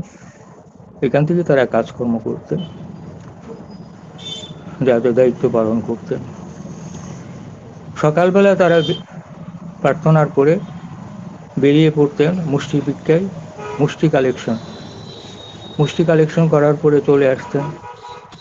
তারপরে যার কাজে চলে যেতেন। পরে কেউ স্টুডেন্ট, কলেজের স্টুডেন্ট, কেউ বা কোথাও কাজ করে সেখানে চলে যেতেন। আবার সন্ধ্যার পরে প্রার্থনার পরে কারোর বাড়িতে সৎসঙ্গে চলে যেতেন। এইগুলি জিনিস বহন করে নিয়ে সৎসঙ্গের কাজে যোগদান করতেন। এইভাবেই আমাদের সময়টা ছিল তখন। কাজে এখন অনেক গুরু ভাই বা দাদারা, ভাইয়েরা সবাই জানে যে আমাদের এখন কাজের পরিধি বেড়েছে, অনেক কাজ বেড়েছে, সৎসঙ্গীদের সংখ্যাও অনেক বেড়েছে, অনেক কাজও বেড়েছে। কিন্তু অতটা পরিশ্রম বা অতটা কষ্ট সহিষ্ণু খুব কম ছিল তখনকার মতো। এখন এতটা আমরা খুব কম দেখি, বা আমরা যা আছে অনেক আমরা জানি না। তবে মসৃণ হয়ে গেছে অনেক, এখন আর এতটা নেই, কি বলে, স্মুথ হয়ে গেছে যাওয়াটা, আসাটা, খবরাখবর নেওয়া, ইত্যাদি ইত্যাদি। তখনকার সময়ে অনেক কষ্ট করছিল, কৃষ্ণ সাধন করতে হতো। আমি একটার পর একটা কথা প্রসঙ্গে বলতে গিয়ে অনেক সময় এলোমেলো হয়ে যায়। তবু আরেকটা কথা বলছি যে 65-এ যখন আমি 68 মন্দিরে যাই, তখন ওইখানে আমাদের সবচেয়ে প্রবীণ ঠাকুরের একান্ত পার্শ্বদ শ্রী আশুতোষ জোয়ারদারদা ছিলেন 65 মন্দিরে। অনেক কষ্টে উনি অবস্থার মধ্য দিয়ে কাটিয়েছেন। উনি বলতেন, একদিন প্রসঙ্গ করছেন মন্দিরে সৎসঙ্গ চলাকালীন, বলছেন যে এখনকার মতো এত সুযোগ সুবিধা তখন ছিল না। উনি প্রয়াত হয়েছেন 74 হবে, আমি 73 অব্দি ওনাকে দেখেছি ওই মন্দিরে। 74-5 হবে তখন বোধহয় প্রয়াত হয়েছেন উনি। বলতেন যে ঠাকুরের যে দায়িত্ব আমার উপর দেওয়া ছিল একটা গাড়ি সংগ্রহ করা, সে গাড়িটা সংগ্রহ না হওয়া পর্যন্ত আমি ঠাকুরের কাছে যেতে পারছি না। তাই খুব কষ্ট করে সকালে বেরোতেন আর সন্ধ্যার পরে ফিরতেন। কোনো জায়গায় এমনও হতো কোনো বাড়িঘর নেই কাছাকাছি, বা যাও আছে কে তারা তাও জানেন না, তবু এগিয়ে যাচ্ছেন, যেহেতু একটা আলু বর্তিকাকে লক্ষ্য করে। যখন শুনছেন বাড়ির মালিক গৃহস্বামী উনি সৎসঙ্গ থেকে এসেছেন, উনি দরজা জানালা বন্ধ করে দিলেন। তবু ওনারা তো হাল ছাড়েননি, এই কালেকশন, এই দায়িত্ব পালন করতেই হবে। ঠাকুরের নিজের মুখে বলা, তুমি একটা গাড়ি জোগাড় করে দাও, তাহলে কাজের সুবিধা হবে। এরই মধ্যে একদিন কালেকশন চলাকালীন, অর্ঘ্য সংগ্রহ চলাকালীন উনি খবর পেলেন বাড়িতে ছোট মেয়েটা অসুস্থ। তিনি ভ্রুক্ষেপ করেননি, কালেকশনের সংগ্রহই চলে গেছেন, সংগ্রহই করে যাচ্ছেন। ঠিক তার কদিন পরে খবর এলো যে মেয়েটা বাঁচেনি, মারা গেছেন। এই খবর পেয়ে তিনি তখন ঠাকুর বাড়িতে রওনা দিলেন ঠাকুর দর্শনে, ঠাকুরের কাছে চলে গেলেন অত্যন্ত ভারাক্রান্ত মন নিয়ে। ঠাকুর, দয়াল ঠাকুর আশুদাকে দেখেই বললেন, আশু, আমার ঠিক খেয়াল নেই, আশুদা বা আশু এরকম একটা সম্বোধন করে বললেন যে তোমার মেয়ে আমার কাছে আছে, তুমি চিন্তা করো না, তুমি যে কাজে নেমেছো ওইটা শেষ করো, সম্পর্ক শেষ করো, তোমার মেয়ে আমার কাছেই আছে। আশুদা ওটা স্বস্তি নিঃশ্বাস ফেলে আবার কালেকশনে বেরিয়ে পড়লেন। সেই সময়ের কথা। তো এইভাবেই কালেক্ট সংগ্রহ হতো, ঠাকুরের আদেশ নির্দেশ পালন করা হতো। যাই হোক, এইভাবেই চলছে। এখন আমাদের উপরে যে বর্তমান দায়িত্ব আরোপিত হয়েছে সেটা আমরা সবাই জানি। সবাই প্রতিদিন আমরা বিভিন্ন সৎসঙ্গের মাধ্যমে আমাদেরকে জানানো হচ্ছে, প্রত্যেকেই শুনতে পাচ্ছেন সেই কি নির্দেশ। বিভিন্ন কাজে কাজ চলছে, সারা ভারতবর্ষ জুড়েই কাজ চলছে। উত্তর পূর্বাঞ্চলে, বিশেষ করে ত্রিপুরায় কাজের সঙ্গে যুক্ত সবাই প্রত্যক্ষ বা পরোক্ষভাবে এবং অতি দ্রুত বেগে চেষ্টা করছেন দাদার মুখে হাসি ফোটাতে। নির্দিষ্ট সময়ের মধ্যে এই কাজগুলি শেষ করতে হবে। তার মধ্যে আমাদের কাঞ্চনবাড়ি, দামছড়া, মাছমারা এবং খোয়াই, এই জায়গাগুলো আরেকটা আছে, মোট 5টা। কাজ দ্রুত বেগে চলছে এবং তারা বেরিয়ে পড়েছেন সংগ্রহে। এইগুলির মধ্যে আমাদেরকে লেগে থাকতে হচ্ছে। যারা কালেকশন করেন তারা জানেন কিভাবে করতে হবে এবং কিভাবে সেই কাজগুলি শেষ করে গিয়ে খবর দেবেন। হয়তো একটা ছাদ ঢালাই হয়েছে বা দোতলা কমপ্লিট হয়েছে, বা এবার বিগ্রহ আনতে হবে, বিগ্রহ সংগ্রহ করতে হবে, তাদেরকে যথাযোগ্য অর্থ দিয়ে সেই বিগ্রহগুলো এনে প্রতিষ্ঠা করতে হবে। তারপরে ফাইনালি গিয়ে প্রতিষ্ঠা দিবসের তারিখ আনতে হবে ঠাকুর বাড়ি থেকে। এই কাজগুলি চলবে। আর যেটা বড় দায়িত্ব, যেটা আমরা বলি দীক্ষার কথা, দীক্ষা হবে, দীক্ষা হয়ে যাবে, দীক্ষা হয়ে যাবে। আমাদের এবার বেরোতে হবে।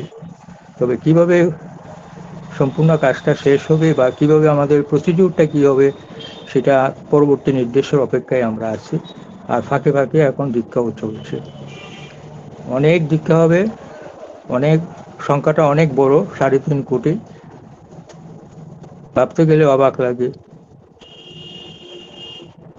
তবু হয়ে যাবে, এটা আমাদের বিশ্বাস, সকলেরই বিশ্বাস। দাদার মুখ দিয়ে বেরিয়েছে, এটা হবে। গতকাল আমি একটা জায়গায় গিয়েছিলাম, অনেকবারই আমি যাই কিন্তু দীক্ষা হয় না।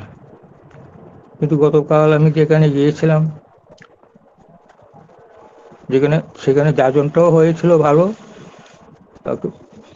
প্রতিবেশীর মতোই, আপনজনের মতোই তারা দীক্ষার্থী সংগ্রহ করে রেখেছে। অতি সহজেই ঠাকুরের এই কাজটা হয়ে গেছে। তো যাই হোক, আপনারা সবাইকে আমার সশ্রদ্ধ প্রণাম, ভালোবাসা জানাই। মায়েদেরকে, স্নেহময় মায়েদেরকে আমার ভক্তিপূর্ণ প্রণাম জানাই। তো এইভাবে আমাদের কাজ চলবে, এবং চলবে মানে ধারাবাহিকভাবে চলেই যাবে। এবং একসঙ্গে ওই কাজের সঙ্গে যুক্ত থেকে নিজেকে সঞ্জীবিত করে রাখতে হবে, যাতে আমাদের পরিবারটা, বিশাল পরিবার, আগে ছিল এটা ভারতবর্ষে সৎসঙ্গ একটা মহিরুহ, তার পরিবারটাও ভীষণ বড়। এখন কিন্তু আমরা তা বলি না, এটা একটা বিশ্ব পরিবার। বিশ্ব পরিবার, এই পরিবারের সদস্য সংখ্যা শত শত কোটি। কাজে সবাইকে নিয়ে আমরা এখন আছি, এটি একটা মহা আনন্দ। আর সবচেয়ে বড় আনন্দ আমার, যেভাবে যুব সমাজ যাদেরকে নিয়ে সৎসঙ্গীরা চিন্তিত, অন্যরা কিন্তু চিন্তিত না। অন্যরা ভাবে যুগের সঙ্গে মিল রেখে ওরা এগুচ্ছে, এখন এই হয়, এই চলবে। কাজেই আমরা কিন্তু বলি যুগের সঙ্গে পরিবর্তন না, আমরা বলি এটা একটা শাশ্বত পরিবর্তন, শাশ্বত বিধান, শাশ্বত নিয়ম। কাজে সেইভাবেই আমাদের শ্রদ্ধাবান হতে হবে, ঠাকুরের সঙ্গে যুক্ত থেকে যে যথাযথ বিধিগুলি পালন করতে হবে, এটা চিরকালই চলবে, এটার কোনো ব্যতিক্রম নাই। বর্তমান যুগে যারা বলছেন যে মডার্নাইজেশনের যুগ, তারা কি মডার্নাইজেশন দেখছে এটা তারাই জানেন, আর কি পরিবর্তন হচ্ছে সেটা তারাই জানেন, কি আনন্দ পাচ্ছে তারাই জানেন। আমি অনেকদিন একটা প্রসঙ্গ করি এখানে, যারা বলে যে জেনারেশন গ্যাপ, সেটার কথাই বলেছি, আগ্রহ বলবো। আমার এক বন্ধু, সহকর্মী, ডাক্তার, হার্ট স্পেশালিস্ট, উনি বোম্বেতে গেছেন একটা কনফারেন্সে অ্যাটেন্ড করতে, ন্যাশনাল কনফারেন্স, ভারত এবং ভারতের বাইরে থেকেও ডেলিগেটরা এসছেন। কনফারেন্সের শেষ দিন উনি ওনার আরেকজন ডেলিগেটের সঙ্গে দেখা করতে গেছেন। আর আমার এই বন্ধু, তিনি ছিলেন সেই বছর এই কনফারেন্সের প্রধান, মানে কনফারেন্সের সভাপতি, প্রেসিডেন্ট অফ দিস কনফারেন্স। অতএব উনি চলে আসবেন, সেই বন্ধুর সঙ্গে দেখা করতে গেছেন, মানে আরেকজন ডেলিগেট। তিনি একজন মহিলা ডক্টর, বোম্বে মেরিন ড্রাইভের ওই দিক দিয়ে একটা বাড়িতে, 12 তলা না 13 তলা একটা বাড়িতে দেখা করতে গেলেন। দেখা করতে গিয়ে দেখেন সন্ধ্যা প্রায় সময়, কোনো সারা শব্দ নেই, এই ফ্ল্যাটের মধ্য থেকে কোনো সারা শব্দ নেই। তবু একটু দাঁড়িয়ে রইলেন, তারপরে একটা ওই যে স্মল উইন্ডো থাকে, এই ফাঁক দিয়ে উনি লক্ষ্য করলেন ঘরের ভিতরে লোক আছে কিনা। দেখলেন অনেকেই, প্রায় 5-6 জন বা 7 জন, বিভিন্ন বয়সের ছোট্ট শিশু বা 5 বছরের ছেলে থেকে আরম্ভ করে 80 বছর 85 বছরের বুড়ো অবধি, তারা নিস্তব্ধ নীরব অবস্থায় দাঁড়িয়ে আছেন। অর্থাৎ তখন নামাজের সময়, নামাজের সময় তারা নামাজ করছেন। তিনি আরেকটু দাঁড়ালেন, কতক্ষণ পরে দরজা খুলল, ওনার সঙ্গে দেখা হলো, ওনাদের সঙ্গে দেখা হলো, বাক্য বিনিময় হলো, তারপর উনি চলে এলেন, আমার আগরতলার বন্ধু। আমার কথা হচ্ছে এখানে, এই যে কি বলে এটাকে, জেনারেশন গ্যাপ, তাই এই অবনতি হচ্ছে। লোকে যা মনে করে এটা অবনতি না, এটা তাদের মতে এটা আধুনিকতা, আমরা এগুচ্ছি। কিন্তু জেনারেশন গ্যাপ হলো কোত্থেকে? জেনারেশন গ্যাপ হলো কোত্থেকে? এই যে ভক্তি, শ্রদ্ধা, ভালোবাসা আগেও ছিল, এখনো থাকবে। আমাদের দুবেলা প্রার্থনা, বিভিন্ন ইষ্ট প্রসঙ্গ, ইষ্ট কাজে লেগে থাকা, এগুলি এখনো থাকবে, চিরকালই থাকবে। এগুলির সঙ্গে কোনো জেনারেশনাল গ্যাপের ব্যাপার নেই। আগে যারা গির্জায় যেত, তারা কি এখন গির্জায় যাবে না? আগে যারা মসজিদে নামাজ পড়তে যেত, তারা কি যাবে না? আগে যারা মন্দিরে যেত পুজো দিতে, তারা কি আর এখন যাবে না? তাহলে জেনারেশন গ্যাপ হলো কোত্থেকে? তাই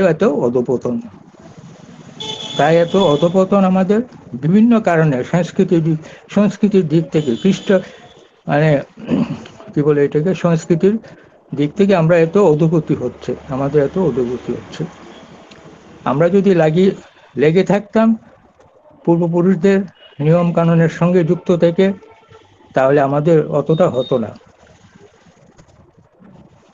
যারা বলছে এটা আধুনিকতার যুগ, এটা জেনারেশন গ্যাপ, তাদের মা বাবা দাদু দিদি তারা যা করছে, এখন কি আমরা এগুলি করবো না? এটা চলবে। কাজে আমাদের মধ্যে, আমরা জেনারেশন গ্যাপ বলে আমাদের কিছু নেই।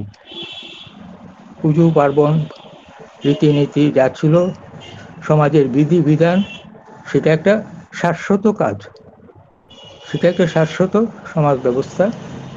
সেই নিয়মগুলো আমাদের পালন করতে হবে। আর তার থেকে বিচ্যুত হলে তাকে তুলে ধরার আর কোনো উপায় থাকবে না। তাই সৎসঙ্গী দাদারা, মায়েরা, ছেলেরা, যুবকরা সবাই একসঙ্গে আমরা আরো বেশি করে লেগে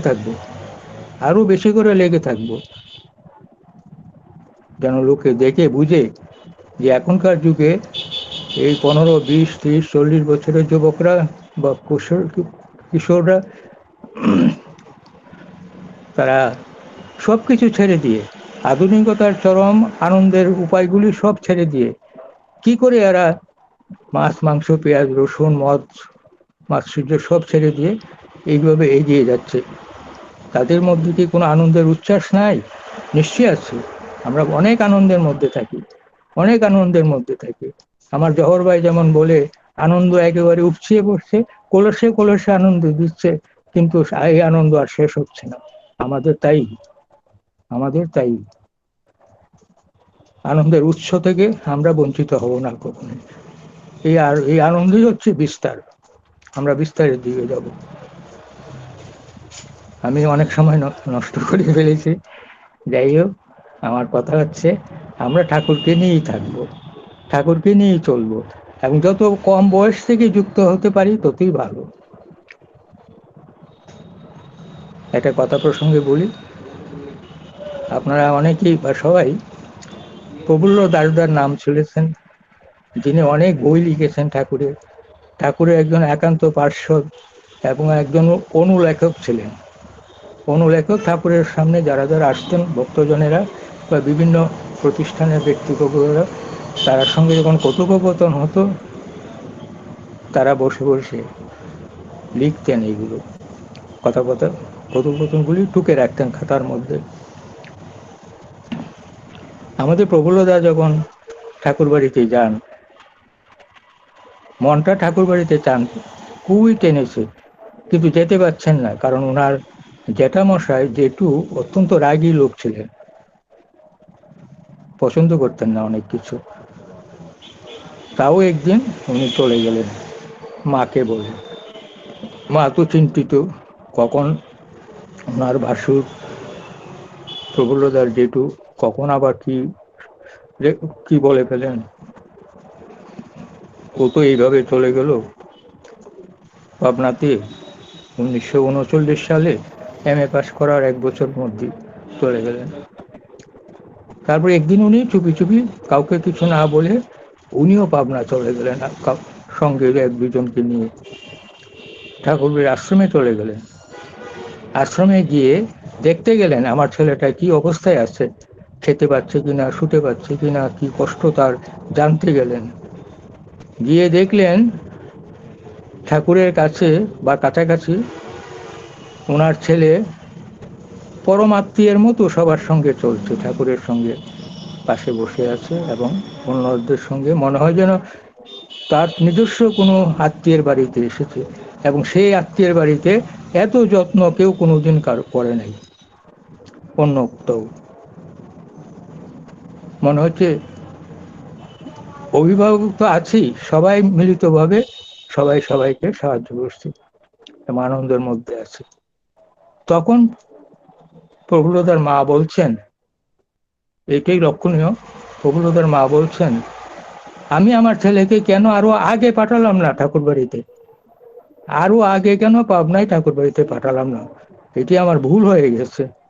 তাই এত খুশি হলেন, এত নির্ভরতা লাভ করলেন ছেলের এই আনন্দমুখর পরিবেশে থাকার জন্য, সেটাও উনি প্রকাশ করলেন। যাই হোক, আমি অনেক কথা বলে ফেলেছি, ভুল ত্রুটি হওয়াটাই স্বাভাবিক। আমি আজকে সবার কাছে সশ্রদ্ধ প্রণাম জানিয়ে এখানে আমার আলোচনা শেষ করছি। জয় গুরু, জয় গুরু, জয় গুরু জেঠু, জয় গুরু। জয় খুব গুরু। মুগ্ধ হয়ে শুনছিলাম, মানে এত ভালো লাগলো। এই একটু কিছুক্ষণ আগেই যখন শুনতে পেলাম যে আমি রেখে দিচ্ছি, তখন মনে হলো যে যদি এখন রেখে দেয় তাহলে অনেক মূল্যবান কথাগুলো হয়তো শুনতে পারবো না। তো ঠাকুরের দয়া যে আরো কিছুক্ষণ বলতে শুরু করলেন, তো খুব ভালো লাগলো। খুব জয় গুরু। সমৃদ্ধ হলাম আমরা সবাই, খুব ভালো লাগলো। আমার, আমি তো বুঝি বেশি দিনের আগের কথা না, এই যেটু আমাদের বাড়িতে, আমার বাড়ি তো এই খয়েরপুরের একটু আগে যে পেট্রোল পাম্প, তো ওনারা এই প্রায়ই আসতেন আমাদের বাড়িতে। এই জেঠু সহ অনেক কর্মীরা আসতেন, কর্মী দাদারা।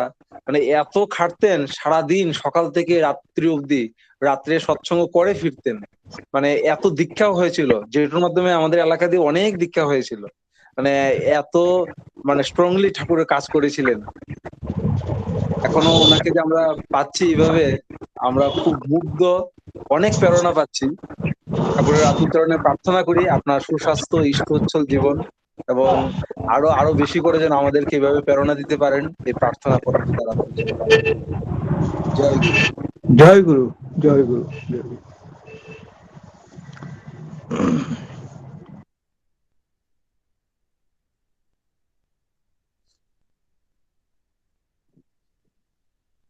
সবাইকে অসংখ্য ধন্যবাদ এই সূত্রে যে এতক্ষণ ধরে আজকের কোনো প্রোগ্রামটা নির্ধারিত ছিল না কে কি করবে, তা সত্ত্বেও সবাই মুগ্ধ হয়ে শুনছেন। তো আমাদের সৎসঙ্গ প্রায় শেষ লাগলে আমি আহ, আর বেশি দেরি করবো না। আমরা সবাই জানি আমাদের পরম পূজ্যপাদ শ্রী শ্রী অবিন দাদার 21তম আবির্ভাব দিবস আগামীকাল। এখন এই প্রতিকূলতা যে আমরা সবাই যার যার গৃহে আছি, এখন হয়তো অনেকটাই সচল হয়ে গেল, সবাই সব জায়গায় যেতে পারছে কম বেশি, কিন্তু সৎসঙ্গের নিয়ম অনুসারে যে বিধি, আমরা কোনো কিছু গ্যাদারিং করতে পারবো না, সৎসঙ্গ করা যাবে না, তাই আমরা কোথাও যাচ্ছি না। তো এই অনলাইনের মধ্যে দিয়ে আমরা সেলিব্রেট করব ওইটা আগামীকাল সারাদিন ব্যাপী। এই লিঙ্কই হবে সকাল থেকে একদম রাত্রি অবধি। সকালের প্রভাতী সৎসঙ্গ যেটা হয় প্রার্থনার পরে 6:45 থেকে, দুপুরে মায়েরা মাতৃ সম্মেলন করবেন 12টায়, আবার 3:30-এ ছোটদের সৎসঙ্গ আছে। মানে যারা একদম খুবই ছোট, খুব সম্ভবত 12-13 বছরের মধ্যে যারা আছেন।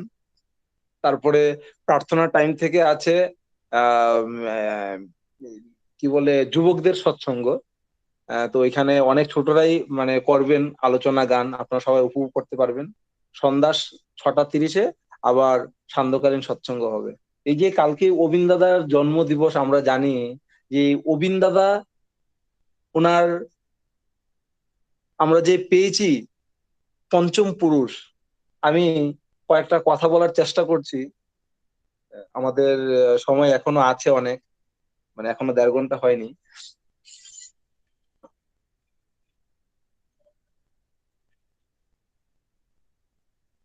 আহ, যখন অবিন দাদার মানে আসেন, এর কিছুদিন বাদে, মানে 2000 সাল, 2000 সাল সেটা আহ, বাদলাপুরে মন্দির উদ্বোধন হবে। আচার্যদেব পরম পূজ্যপাদ শ্রী শ্রী দাদা সপরিবারে এই মানে বোম্বের বাদলাপুর মন্দিরে গেলেন। অবিন দাদা তখন ছোট, জাস্ট মানে সবে হলো। এটা মন্দিরটা যদি ভুল না হয় খুব সম্ভবত 29 কি 30 জানুয়ারি উদ্বোধন হয়েছিল, 2000 সালের 29 কি 30 জানুয়ারিতে। তো ওই সময়ে যখন মন্দির উদ্বোধন হয়, পরম পূজ্যপাদ আচার্য শ্রী শ্রী দাদা তখনই বললেন যে আজকে এইখানে আমরা 3 পুরুষ উপস্থিত, 3 পুরুষের উপস্থিতিতে এই মন্দির উদ্বোধন। এই যে 3 পুরুষ বলতে মানে মানে এটাই যে মানে আমি, বাবাই অবিন, মানে এইভাবে বলা যে অবিন দাদাকেও সেই তখন থেকে জাস্ট মানে 1 মাসও হয়নি, এ কয়েকদিনের ছোট্ট শিশুকেও মানে শ্রী শ্রী দাদা ওইরকম ভাবে তিনি মানে নিয়েছেন। ব্যাপারটা হচ্ছে যে আচার্য পরম্পরা যে একটি ধারাবাহিকতায় যে তার জ্যেষ্ঠে জ্যেষ্ঠে আচার্য যিনি আচরণ সিদ্ধ তার মধ্য দিয়ে যে তার লীলা অতিবাহিত হবে, সেটা ওই দিনই একটা তার ছোট্ট একটা কথাটার মধ্য দিয়ে অনেক কিছু আমরা বুঝতে পারি। যে আমরা 3 পুরুষের উপস্থিতিতে মন্দির উদ্বোধন, যে 3 পুরুষ মানে আমাদের সৎসঙ্গের মধ্যে যে সৎসঙ্গ ঠাকুরের জীবন দর্শন ভাবাদর্শ যার মধ্যে জীবন্ত হয়ে আছে, হ্যাঁ, উনি স্বয়ং আচার্যদেব। আর তিনি বললেন যে আমি বাবাই অবিন। তো এই যে আমাদের জীবনে পরম প্রাপ্তি যে অবিন দাদাকে মানে আমরা মানে পঞ্চম পুরুষ মানে ঠাকুরকে ধরে এই যে আমরা এখনো ঠাকুরকে একদম নবীন যাকে বলে, ঠাকুরের বয়স যতটাই হোক না কেন ঠাকুর ভাবতেই পারি না ঠাকুর শ্রীদেহে নেই, ঠাকুর জীবন্ত হয়ে আছেন। কার মধ্য দিয়ে? যিনি ঠাকুরময় হয়ে আছেন, ঠাকুরের ভাবাদর্শ যার মধ্যে জীবন্ত হয়ে আছে।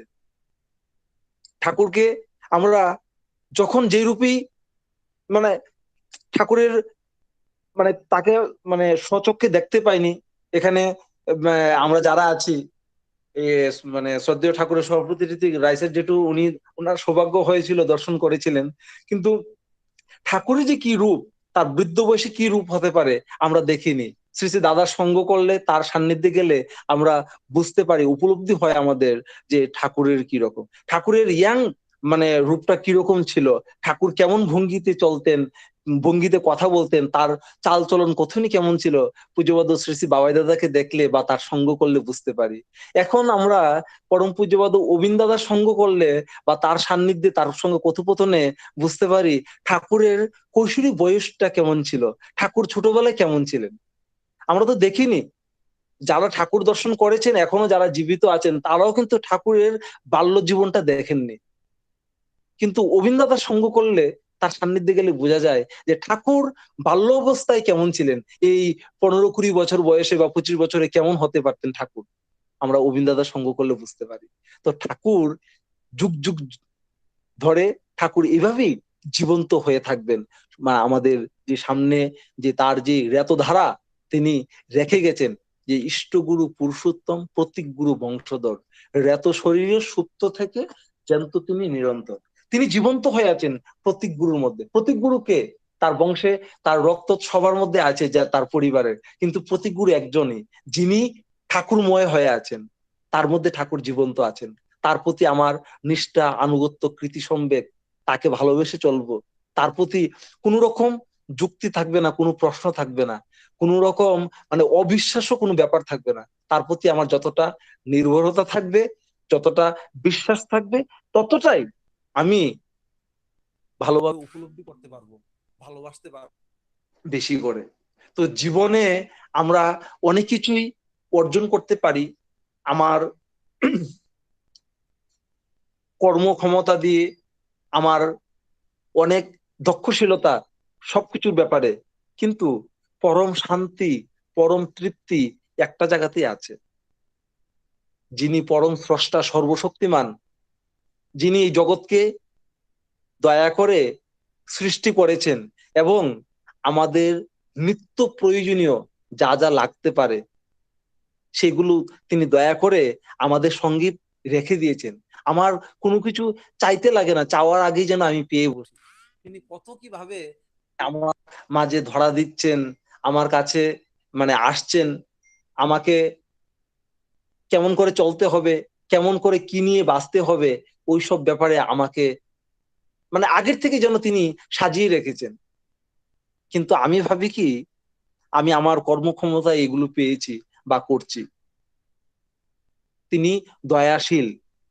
একটা বাবা তার সন্তানের জন্য দেখা গেল কি, হয়তো সন্তান স্কুলে পড়াশোনা করছে, তার খাতাটা শেষ হয়ে গেছে, কিন্তু শেষ হতে না হতেই মানে বাবা কিন্তু তার জন্য 2-3টা খাতা হয়তো এনে দিল, তার বই লাগবে, ওই বইটা বাবা বুঝতে পারে, মা বাবা বুঝতে পারে সন্তানের প্রয়োজনীয় কি, তার কলম শেষ হয়ে গেছে বা কি লাগবে প্রয়োজনীয় জিনিস এনে দেয়, তার কাপড় লাগবে কিনা বা কোথাও যেতে হচ্ছে তার কি কি প্রয়োজনীয় সবকিছু কিন্তু মা বাবা কিন্তু আগের থেকে এখানে অনেকেই আছেন মা বাবা, আপনারা সবাই তাই করেন সন্তানের জন্য।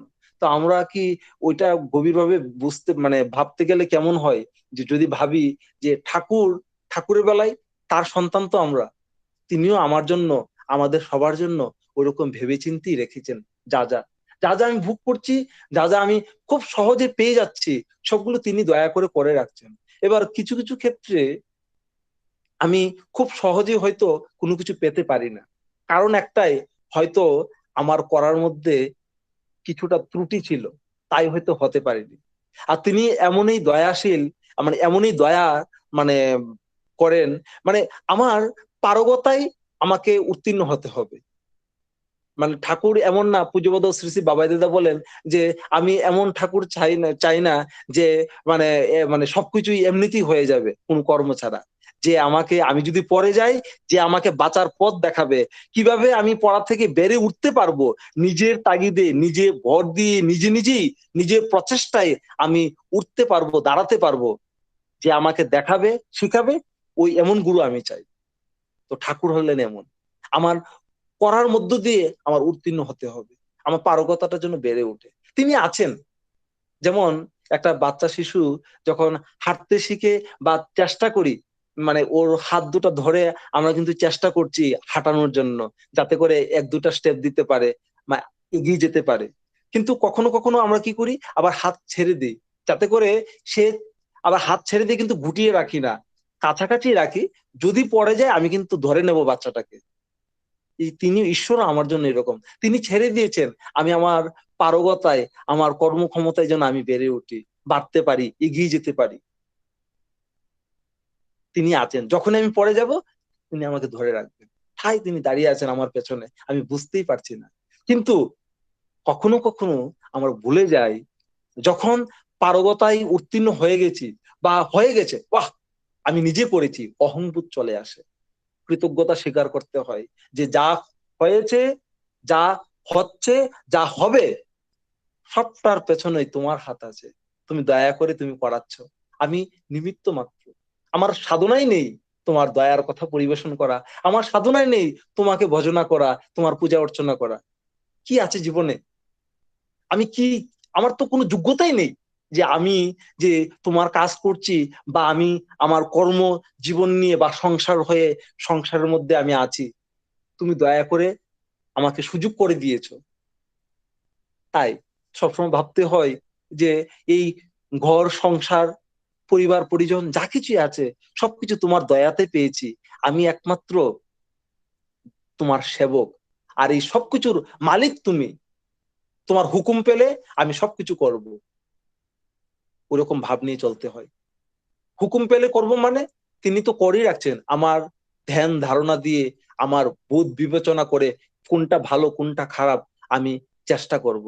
কেন কি, আমি ঠাকুরের সঙ্গে যুক্ত হয়ে আছি, তিনি যা যা পছন্দ করেন আমি আমার বুধ বিবেচনায় যা কিছু আসবে না কেন তাই করে বসবো, তা হবে না। আমি আমার ভালোবাসাটা তখন হবে কি ঠাকুরের প্রতি, ঠাকুর যা যা ভালোবাসেন, ঠাকুর যা যা পছন্দ করেন, আমি ওই অনুযায়ী করব। এই পরিবারটা, এই সংসারটা ঠাকুরের, তিনি কর্তা এই সংসারের। এবার আমার বুধ বিবেচনায় নিজের ব্যক্তিগত ভাবে যদি বা আমার স্বার্থ অনুযায়ী যদি আমি কোনো কিছু করে বসি, তাহলে হয়তো আমার ঠাকুরের ভাবাদর্শে বা তার বলা অনুযায়ী, তার বিধি অনুযায়ী নাও হতে পারে। আমার ভাবতে হয় যা করলে তিনি প্রীত হবেন, তিনি খুশি হবেন, আমি তাই করব। আমার জীবনে তিনি প্রমিনেন্ট, তাকে বাদ দিয়ে আমার চলে না, যে তাকে আমি এতটাই ভালোবাসি, ওই ভালোবাসার মানে মানে খুব গভীরে। তো তুমি ছাড়া আমি অন্ধ, তোমাকে ছাড়া আমার চলে না, তুমি আছো বলেই আমার জীবন চলছে, আমি বর্ধনের পথে এগুতে পারছি, আমার যা কিছু হয়ে আছে, যা কিছু আমার জীবনে হয়ে আছে একমাত্র তোমার দয়ায়। এবং এই শিক্ষাগুলো আমার সন্তান সন্ততির মধ্যে যখন চালিয়ে দিতে পারি, ছোটবেলা থেকেই তারা শিখে যাবে। এই যে শিক্ষা পেলো, এই শিক্ষা যখন ধীরে ধীরে বড় হতে থাকবে, তখন ওই শিক্ষার ফল কিন্তু আমার উপরও আসবে। কেন, আমি আজকে মা বাবা, একদিন আমার সন্তান সন্ততি কিন্তু মা বাবা হবে, ওই আচরণটা যদি আমার কাছ থেকে আমি যদি শিখিয়ে দিতে পারি, আমার সন্তানকে যদি ঠাকুরমুখী যদি করে তুলতে পারি, তাহলে একদিন আমার সন্তান সেও যখন একদিন মা বাবা হবে, তখনও কিন্তু সে ঠাকুরময়ী হবে, তার পরবর্তী জেনারেশনে কিন্তু ঠাকুরমুখী করে তুলতে পারবে। আর আমি যতক্ষণ না আমি ঠাকুরের পথে চলতে পারছি, ঠাকুরমুখী হয়ে চলতে পারছি না, হ্যাঁ, এমন চাল চলন যদি থাকে, তাহলে আমার সন্তান সন্ততিও ঠাকুরমুখী হবে না, আমার মতনই হয়ে পড়বে। যখন আমার বৃদ্ধ সময় হবে, তখন হাই উতাস করব, আমার সন্তানটা মানুষ হলো না। তাই সন্তান সন্ততিকে শিখিয়ে দিতে হয়, তোমার জীবনে মুখ্য হচ্ছে ঠাকুর, ঠাকুরকে নিয়ে চলো, ঠাকুর ছাড়া জীবনে আর কেউ নয়। একটি মা ঠাকুরের কাছে গেলেন সন্তানের মঙ্গলার্থে, ও যেন ভালো করে পড়াশোনা করে, ঠাকুরের কাছে প্রার্থনা করলেন, ঠাকুর আপনি আশীর্বাদ করুন, আমার সন্তান যেন ভালো পড়াশোনা করে অনেক বড় চাকরি যেন করে। তো ঠাকুর আশীর্বাদ করলেন। অনেকদিন বাদে ওই মাটি আবার হাউমাউ করে চিৎকার করে ঠাকুরের কাছে গেলেন। ঠাকুর বললেন, লক্ষ্মীটি কাঁদিস কেন? তখন মাটি বললেন, ঠাকুর আপনার আশীর্বাদে আমার ছেলে খুব সুখে আছে, ভালোভাবে আছে, অনেক বড় চাকরি করে, কিন্তু আমাকে দেখে না। ঠাকুর বললেন, কেন? তুই তো চাইছিলি তোর ছেলে যেন অনেক বড় হয়, ভালো চাকরি করে, তাই তো হলো। হ্যাঁ ঠাকুর, তাই হয়েছে, কিন্তু ভালো মানুষ হয়নি, আমাকে দেখে না, আমাকে দেখভাল করে না, ডাকে না। তো এই যে বেদনা, ওই বেদনার্থ যেন আমরা কখনো যেন না হই। আমি ঠাকুরকে পেয়েছি, আমার জীবনে ঠাকুর, আমি ঠাকুরময় হয়ে যাবো, আমার কথাবার্তা সবকিছুর মধ্যে, সবকিছু ভঙ্গির মধ্যে দিয়ে যেন ঠাকুর ফুটে ওঠে, আমাকে দেখে যেন মানুষ বুঝতে পারে যে আমি ঠাকুরের সন্তান, ঠাকুরকে পরিবেশন করছি। আমার দ্বারাই যেন মানুষ উদ্বুদ্ধ হয়, প্রেরণা পায়। আমার জন্য এমন দিন না আসে যে বেদনার্থ কণ্ঠে মানে বলতে হয় বা ভুক্তভোগী হতে হয় যে আমার জীবনে শান্তি নেই, সমৃদ্ধি নেই, স্বস্তি নেই, আমি আনন্দে থাকতে পারছি না, এই দিনটি যেন আমার জীবনে না আসে। আমি যেন এখন থেকে সজাগ হই, তৈরি থাকি, যেন আমার সন্তান সন্ততিকে এমন ভাবে শিখিয়ে দেব। ঠাকুরমুখী, ঠাকুরকে শিখিয়ে দেওয়া, একটাই পড়াশোনা, একটাই শিক্ষা, ঠাকুর। যে ঠাকুরকে জেনেছে, ঠাকুরকে যে ভালোবাসতে পেরেছে, তার জীবনে পড়াশোনার প্রয়োজন পড়ে না। ওই ঠাকুরকে জানলে এমনিতেই পড়াশোনা হবে। কি হবে? আইএসডি পিএইচডি হয়ে অনেক ডক্টরেট হলাম, কি হবে যদি সংসারে শান্তি না থাকে? আমি যদি আমার মা বাবাকে যদি দেখভাল করতে না পারি, আমার পড়োশি যারা, তাদের সহযোগিতায় তাদের কাছে যদি আমি যেতে না পারি, কি হবে এই পড়াশোনা ডিগ্রি অর্জন করে? আর আমি যদি ঠাকুরের মানুষ হই, আমার শিক্ষাগত যোগ্যতার প্রয়োজন নেই, আমি রিক্সা চালিয়ে উপার্জন করে আমার সংসার চালাবো, তাতে আমি শান্তিতে আছি, আমার জীবনে ঠাকুর আছেন। তো এই বোধ নিয়ে চলতে হয়। আমার ওই ভাবটা যেন এমন ভাবে গভীর ভাবে সন্তান সন্ততির মধ্যে এইভাবে চালিয়ে দিতে গেলে, আজকে আমি যদি ঠিক হই, আমার পরিবারটা যদি ঠিক হয়, আমার সন্তান যদি ঠিক হয়, তাহলে আদর্শ পরিবার, আদর্শ সমাজ, আদর্শ রাষ্ট্র একটার সঙ্গে একটা। তখন এর জন্য ঠাকুর বললেন যে তুমি তোমার দেশের এবং দশের বর্তমান ও ভবিষ্যতের জন্য দায়ী। নিজেকে প্রথম ঠাকুর দায়ী করলেন। তো নিজের তৈরিটা এমন ভাবে হতে হবে, খুব নিখুঁত। আমরা যত করছি, সাধনার শেষ নেই, একদম মৃত্যুর আগ অব্দি আমি পারফেক্ট নই বলে কিন্তু আমার এই পৃথিবীতে এইভাবে আমার আশা মানুষ হয়ে। আর তিনি আমাকে অধিকার দিয়েছেন এইটুকু, যে তার সাধনা করার জন্য, আর কোনো অধিকার কিন্তু তিনি দেননি। ঠাকুর পরম স্রষ্টা, তিনি যে আমাকে এই সৃজন করে এই পৃথিবীতে পাঠিয়েছেন, একটাই আমাকে দিয়েছেন অধিকার, একমাত্র তুমি তার সেবা করতে পারবে, আর কোনো অধিকার তিনি দেননি। তার সেবা করা, বাক শক্তি যতদিন আছে তার দয়ার কথা পরিবেশন করে চলা, শ্বাস প্রশ্বাস যতদিন চলবে ততদিন তার নাম করা, পরম পূজ্য শ্রী শ্রী বাবা শ্রী শ্রী বরদা বললেন। তো আমরা এই যে নিজের চাল চলন যদি ঠিক করতে না পারি, তাহলে ঈশ্বর জগতে এগুতে পারবো না। আমার অধিকার একমাত্র তার সেবা করা, এখানে কেউ বাধা দিতে পারবে না। ঠাকুর বললেন, ঠিক যেন যে তোমার ইষ্ট কাজে যে বাধা বিঘ্ন ঘটায়, ঠিক যেন সে বা তারা তোমার জীবনে পরম শত্রু, সে বান্ধব হতে পারে না। তাহলে এক লহমায় আমি তার সঙ্গ মানে ত্যাগ করতে আমি বাধ্য। কেন কি? আমার প্রিয় পরম, আমার প্রেষ্টের গায়ে যেন আঘাত না লাগে। আমি প্রিয় পরমকে এতটাই ভালোবাসি, তার স্বার্থ রক্ষা করার জন্য, তার প্রতিষ্ঠার জন্য যা যা করতে হয় আমি তাই করব। কেন করব? আমি আমার প্রিয় পরমকে ভালোবাসি। এই ভালোবাসার মধ্যে কোন রকম যুক্তি থাকে না, কোন রকম কন্ডিশন থাকে না, কোন রকম প্রশ্ন থাকে না। ভালোবাসা, তুমি প্রভু আমি দাস, সহজ ভাব। তুমি প্রভু আমি দাস, আমার দাসের সেবক কাজ হচ্ছে প্রভুকে লক্ষ্য করে চলা, তার সেবা করা, তার হুকুম মেনে চলা। একমাত্র আমি, তিনি নির্দেশ করবেন, আমি তার হুকুম মেনে চলবো, তার চাকর, তার কুকুর আমি। এই ভেবে যখন চলবো, তখনই মনে অনেক শক্তি জমায়েত হবে, অনেক শান্তি পাবো, পরম আনন্দে থাকবে, অভাব অনটন থাকতে পারে, ওইগুলো ক্ষণিকের জন্য।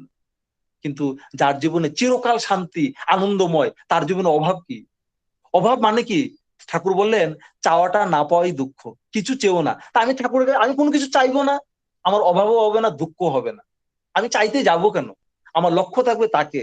মা বাবার কাছে চাইতে নেই, মা বাবার দিকে, তিনি তো আমার ইচ্ছাধীন হয়েই আছেন, তিনি আমাকে করে দেবেন না। কালকে আমাকে স্কুলে কি নিয়ে যেতে হবে বা কি লাগবে না লাগবে, আগের দিন কিন্তু মা বাবা তার সন্তান সন্ততির ব্যাগ সবকিছু গুছিয়ে রাখে। তো আমার তো টেনশন করছি না আমি আমার ব্যাগ কি নিয়ে যেতে লাগবে, টিফিন আছে কিনা, তিনি করে রাখছেন। তো তদ্রুপ ঠাকুর আমার জীবনে সেম, তিনি করে রাখছেন। আমার লক্ষ্য শুধু নিষ্ঠা সহকারে তার সেবা করা, তাকে লক্ষ্য করে চলা।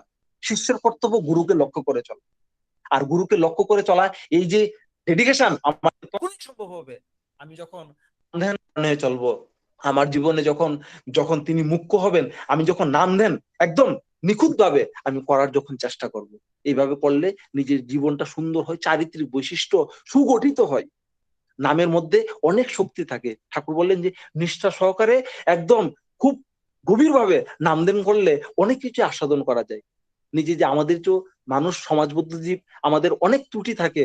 এই যে চলার পথে কত রকম ত্রুটি করছি বুঝতেই পারছি না, অনেক ত্রুটি, কিন্তু নাম ধ্যান করলে অনেক শুধরাতে পারি, নিজেকে তৈরি করে তুলতে পারি।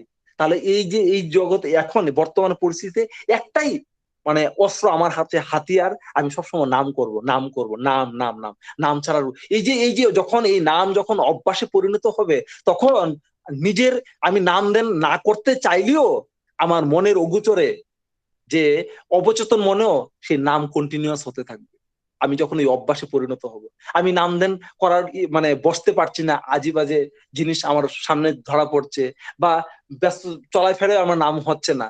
তো আমি যখন এই চেষ্টায় যখন লেগে পড়বো, চেষ্টা করব, প্রথমে চেষ্টাটা লাগতে হবে। আর ঠাকুর বললেন যে সবসময় চলাফেরায় যে নাসা দৃষ্টি, মানে আমি চলছি, এদিক ওদিক তাকালে কি হয়, এই যে প্রকৃতি জগতে অনেক কিছুই দেখছি, ভালো খারাপ সবকিছুই, ওইগুলো আমার নাম ধ্যানের ব্যাঘাত ঘটাতে পারে। আর ঠাকুর বললেন যে চলন হবে নাসা দৃষ্টি, মানে আমি চলছি, আমার খুব সব দিকে সজাগ থাকতে হবে, কিন্তু চলাটা এত হবে এদিক ওদিক, আমি এই দুভাবে সব দিকে তাকিয়ে মত্ত থাকবো না, এতে করে আমার মানে অনেক রকম ব্যাঘাত হতে পারে।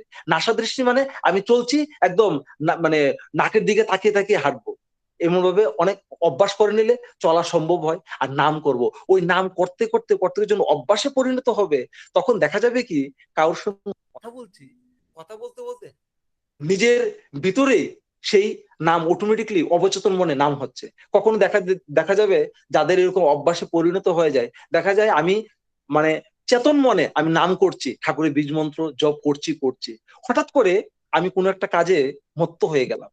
কিন্তু খানিক বাদে বা অনেকক্ষণ বাদে যদি অটোমেটিক আমার ভিতরে নাম সেই মানে হতেই থাকে, তখন বুঝতে হবে আমি যতক্ষণ অবধি আমি অন্য কাজে মত্ত ছিলাম, ঠিক ততক্ষণও ঠাকুরের নাম কন্টিনিউ হয়ে যাচ্ছিল অবচেতন মনে, আমি বুঝতে পারিনি।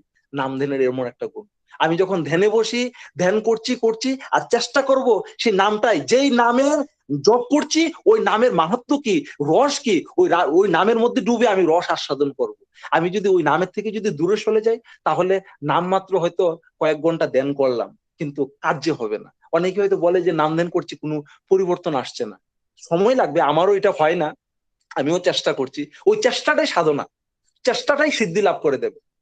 আমার নাম করছি মানে সিদ্ধি লাভ করার জন্য, ঠাকুরকে ভালোবাসার জন্য, বেশি করে ঠাকুরের হওয়ার জন্য। আচার্যদের পরম পূজ্যপাদ শ্রী শ্রী দাদা আজকে কয়েকদিন ধরে আমরা শুনতে পাচ্ছি, শ্রদ্ধেয় এই দিব্যেন্দু কাকু এবং এই কাজু দাস মাধ্যমে খুব সুন্দর আজকেও শুনলাম যে দাদা বললেন যে নাম করার জন্য একদম সকাল সন্ধ্যা গভীর ভাবে যেন মানে অন্তত 45 মিনিট করে যেন নাম করি। তাহলে আমাদের একটাই এখন চর্চা থাকবে সৎসঙ্গের, পাশাপাশি নামধ্যানটা মানুষ যেন তৈরি হয়। নামধ্যান যদি না হয় তাহলে মানুষ তৈরি হবে না, আর মানুষই যদি তৈরি না হয় তাহলে কি হবে এই সৎসঙ্গ বা এই মানে যা করছি সংগঠন যাই করছি। মানুষ তৈরি করতে গেলে একমাত্র নামে মানুষকে তীক্ষ্ণ করে, আর ধ্যানে মানুষকে স্থির ও গ্রহণক্ষম করে ঠাকুরের বলা সত্যানুসরণে। তো ওই রকম নাম ধ্যান পরায়ণে চলবো আজকের বিশেষ দিনে। এই কারণেই বলছি, কালকে আমাদের একটা আনন্দের দিন, আজকে থেকে লেগে গেছে। আমাদের পরম পূজ্যপাদ শ্রী শ্রী গোবিন্দ দাদার 21তম আবির্ভাব দিবস আগামীকালকে। আর আজকেরও বিশেষ দিন এই কারণে আমরা রাত 11:30 থেকে প্রোগ্রামটা শুরু হবে। মানে সারা বিশ্বের বিভিন্ন প্রান্ত থেকে গুরু ভাইরা জয়েন করবেন, অনেকেই থাকবেন। রাত 12টায় একই সময়ে বাবাদের পূজ্যপাদ গোবিন্দ দাদার যেই 21তম জন্মদিবস এবং 21টা কেক 21 জন একই টাইমে কাটা হবে। ওইভাবে তার মানে 21তম জন্মদিবস রাত 12টা থেকেই উদযাপন শুরু হবে। কয়েকটা ভজন সঙ্গীত হবে। আপনাদের সবার উপস্থিতি প্রার্থনা করছি। যাদের জুম অ্যাপ নেই ডাউনলোড করে নেবেন, এবং বিভিন্ন গ্রুপে আপনারা হয়তো পেয়ে যাবেন, আমি কিছুক্ষণ পরে শেয়ার করব। এবং আবারও ঘোষণা করছি, আগামীকাল সকাল 6:45 আমাদের ত্রিপুরার সৎসঙ্গীদের উদ্যোগে, দাদা ও মায়েদের উদ্যোগে এক বিশেষ সৎসঙ্গ হবে, এবং দুপুর 12টায় মায়েরা সবাই মিলে মাতৃ সম্মেলন করবেন। বিকাল 3:30 থেকে ছোটদের একটা সৎসঙ্গ হবে, এবং সন্ধ্যা প্রার্থনা টাইম থেকে মানে যুব সৎসঙ্গ হবে একটা। আবার সন্ধ্যা 6:30 থেকে এক বিশেষ সান্ধ্যকালীন সৎসঙ্গ হবে। আপনাদের সবার উপস্থিতি প্রার্থনা করছি। আর কালকে সবাই আনন্দ করবেন। ঠাকুরের মানে পঞ্চম পুরুষ, তার জন্মদিন কালকে। সবাই আনন্দ করবেন, সবাই সবার সঙ্গে ভাব বিনিময় করে চলবেন। ভালো ভালো খাওয়া দাওয়া, বিশেষ বিশেষ কিছু করবেন ঘরের মধ্যে। ভালো কেক, মানে আমরা বিশেষ দিনে কি করি, বার্থডে সেলিব্রেটে বা ক্রিসমাস ডে বা 31st, মানে বিশেষ দিনে এমনিতেই ঘরে কেক টেক এনে খাই। কালকে গোবিন্দ দাদার জন্মদিন, আমরা ভালো কিছু রান্না করব, ভালোভাবে ভাব বিনিময় করবো একে অপরের সঙ্গে। আনন্দ যেন সবার মধ্যে যেন মানে সঞ্চারিত হয়, সেই চেষ্টাটা করবেন। সবাই ভালো থাকবেন, সুস্থ থাকবেন। জয় গুরু, বন্দে পুরুষোত্তম।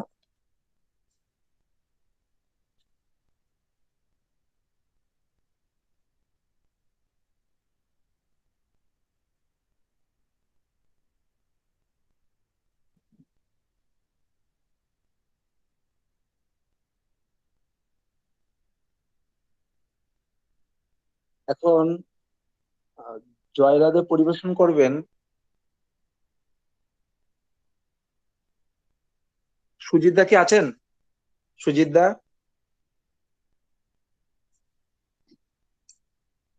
শ্রদ্ধেয় সুজিত দা।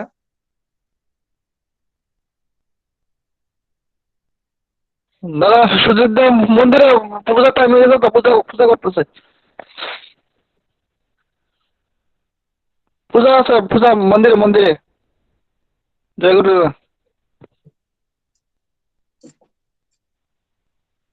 আচ্ছা ঠিক আছে।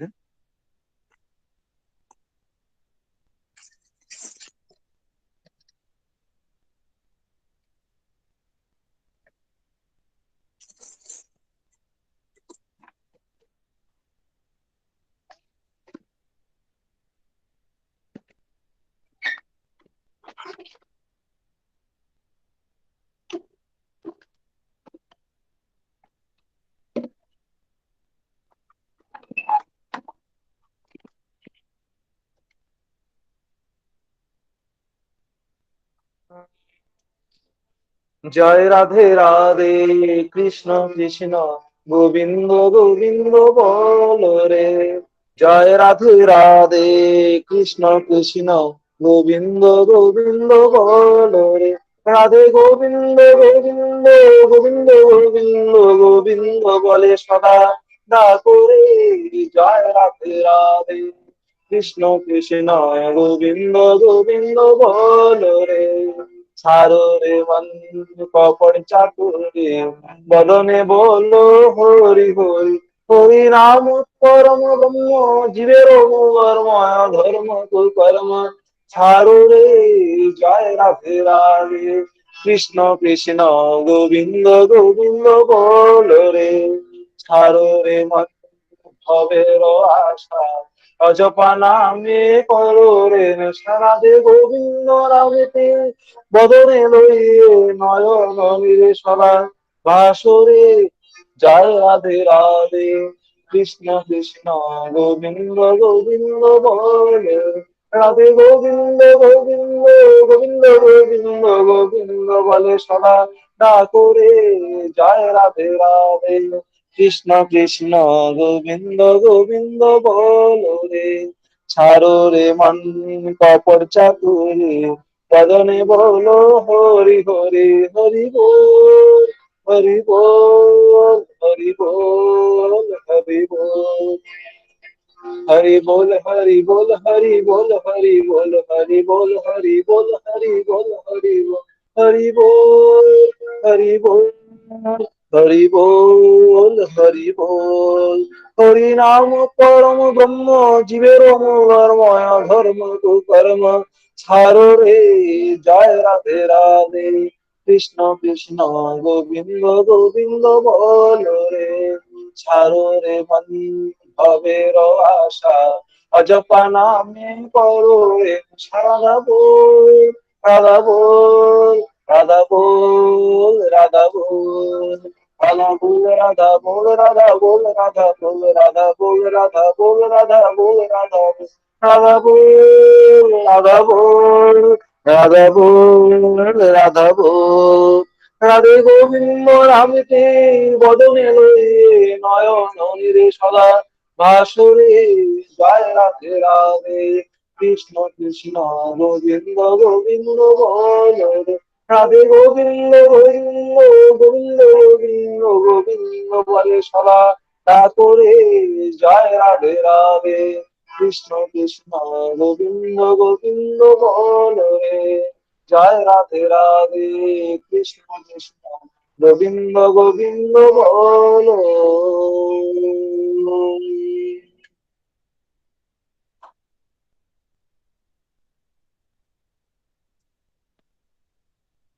জয় গুরু। চন্দন দেবনাথ দা, আপনি ধ্বনি দেন। দাদা আমি দুগণে আছি এখন। পিন্টু দা, হ্যাঁ ঠিক আছে ঠিক আছে।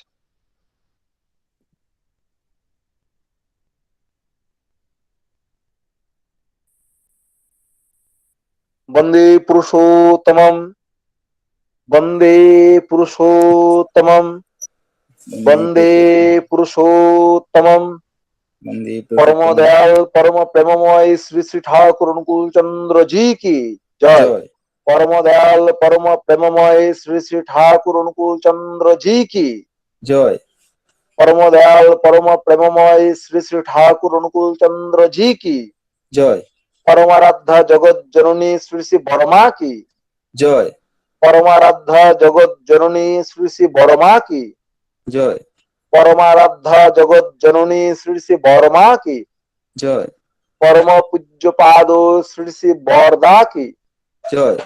পরম পূজ্য পাদ শ্রী শ্রী বরদা কি জয়।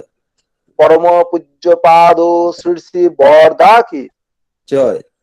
পরম পূজ্য পাদ আচার্য দেব শ্রী শ্রী দাদা কি জয়। পরম পূজ্য পাদ আচার্য দেব শ্রী শ্রী দাদা কি জয়। পরম পূজ্য পাদ আচার্য দেব শ্রী শ্রী দাদা কি জয়। পূজ্য পাদ শ্রী শ্রী বাবাই দাদা কি জয়। পূজ্য পাদ শ্রী শ্রী বাবাই দাদা কি জয়। পূজ্য পাদ শ্রী শ্রী বাবাই দাদা কি জয়। পূজ্য পাদ শ্রী শ্রী অবিন দাদা কি জয়। পূজ্য পাদ শ্রী শ্রী অবিন দাদা কি জয়। পূজ্য পাদ শ্রী শ্রী অবিন দাদা কি জয়। সৎসঙ্গ কি জয়। সৎসঙ্গ কি জয়। সৎসঙ্গ কি জয়। আর্য কৃষ্টি কি জয়। বন্দে পুরুষোত্তমম, বন্দে পুরুষোত্তমম, বন্দে পুরুষোত্তমম, বন্দে পুরুষোত্তমম, বন্দে আর্য প্রীতিম, বন্দে আর্য পিতৃ, বন্দে মাতৃবর্গান, বন্দে মাতৃবর্গান বন্দে অহং কৃষ্টি দেবতান বন্দে অহং কৃষ্টি দেবতাং বন্দে পুরুষোত্তমম বন্দে পুরুষোত্তমম যুগ পুরুষোত্তম পরম দয়াল পরম প্রেমময় শ্রী শ্রী ঠাকুর অনুকূল চন্দ্র জি কি জয় জয় গুরু। জয়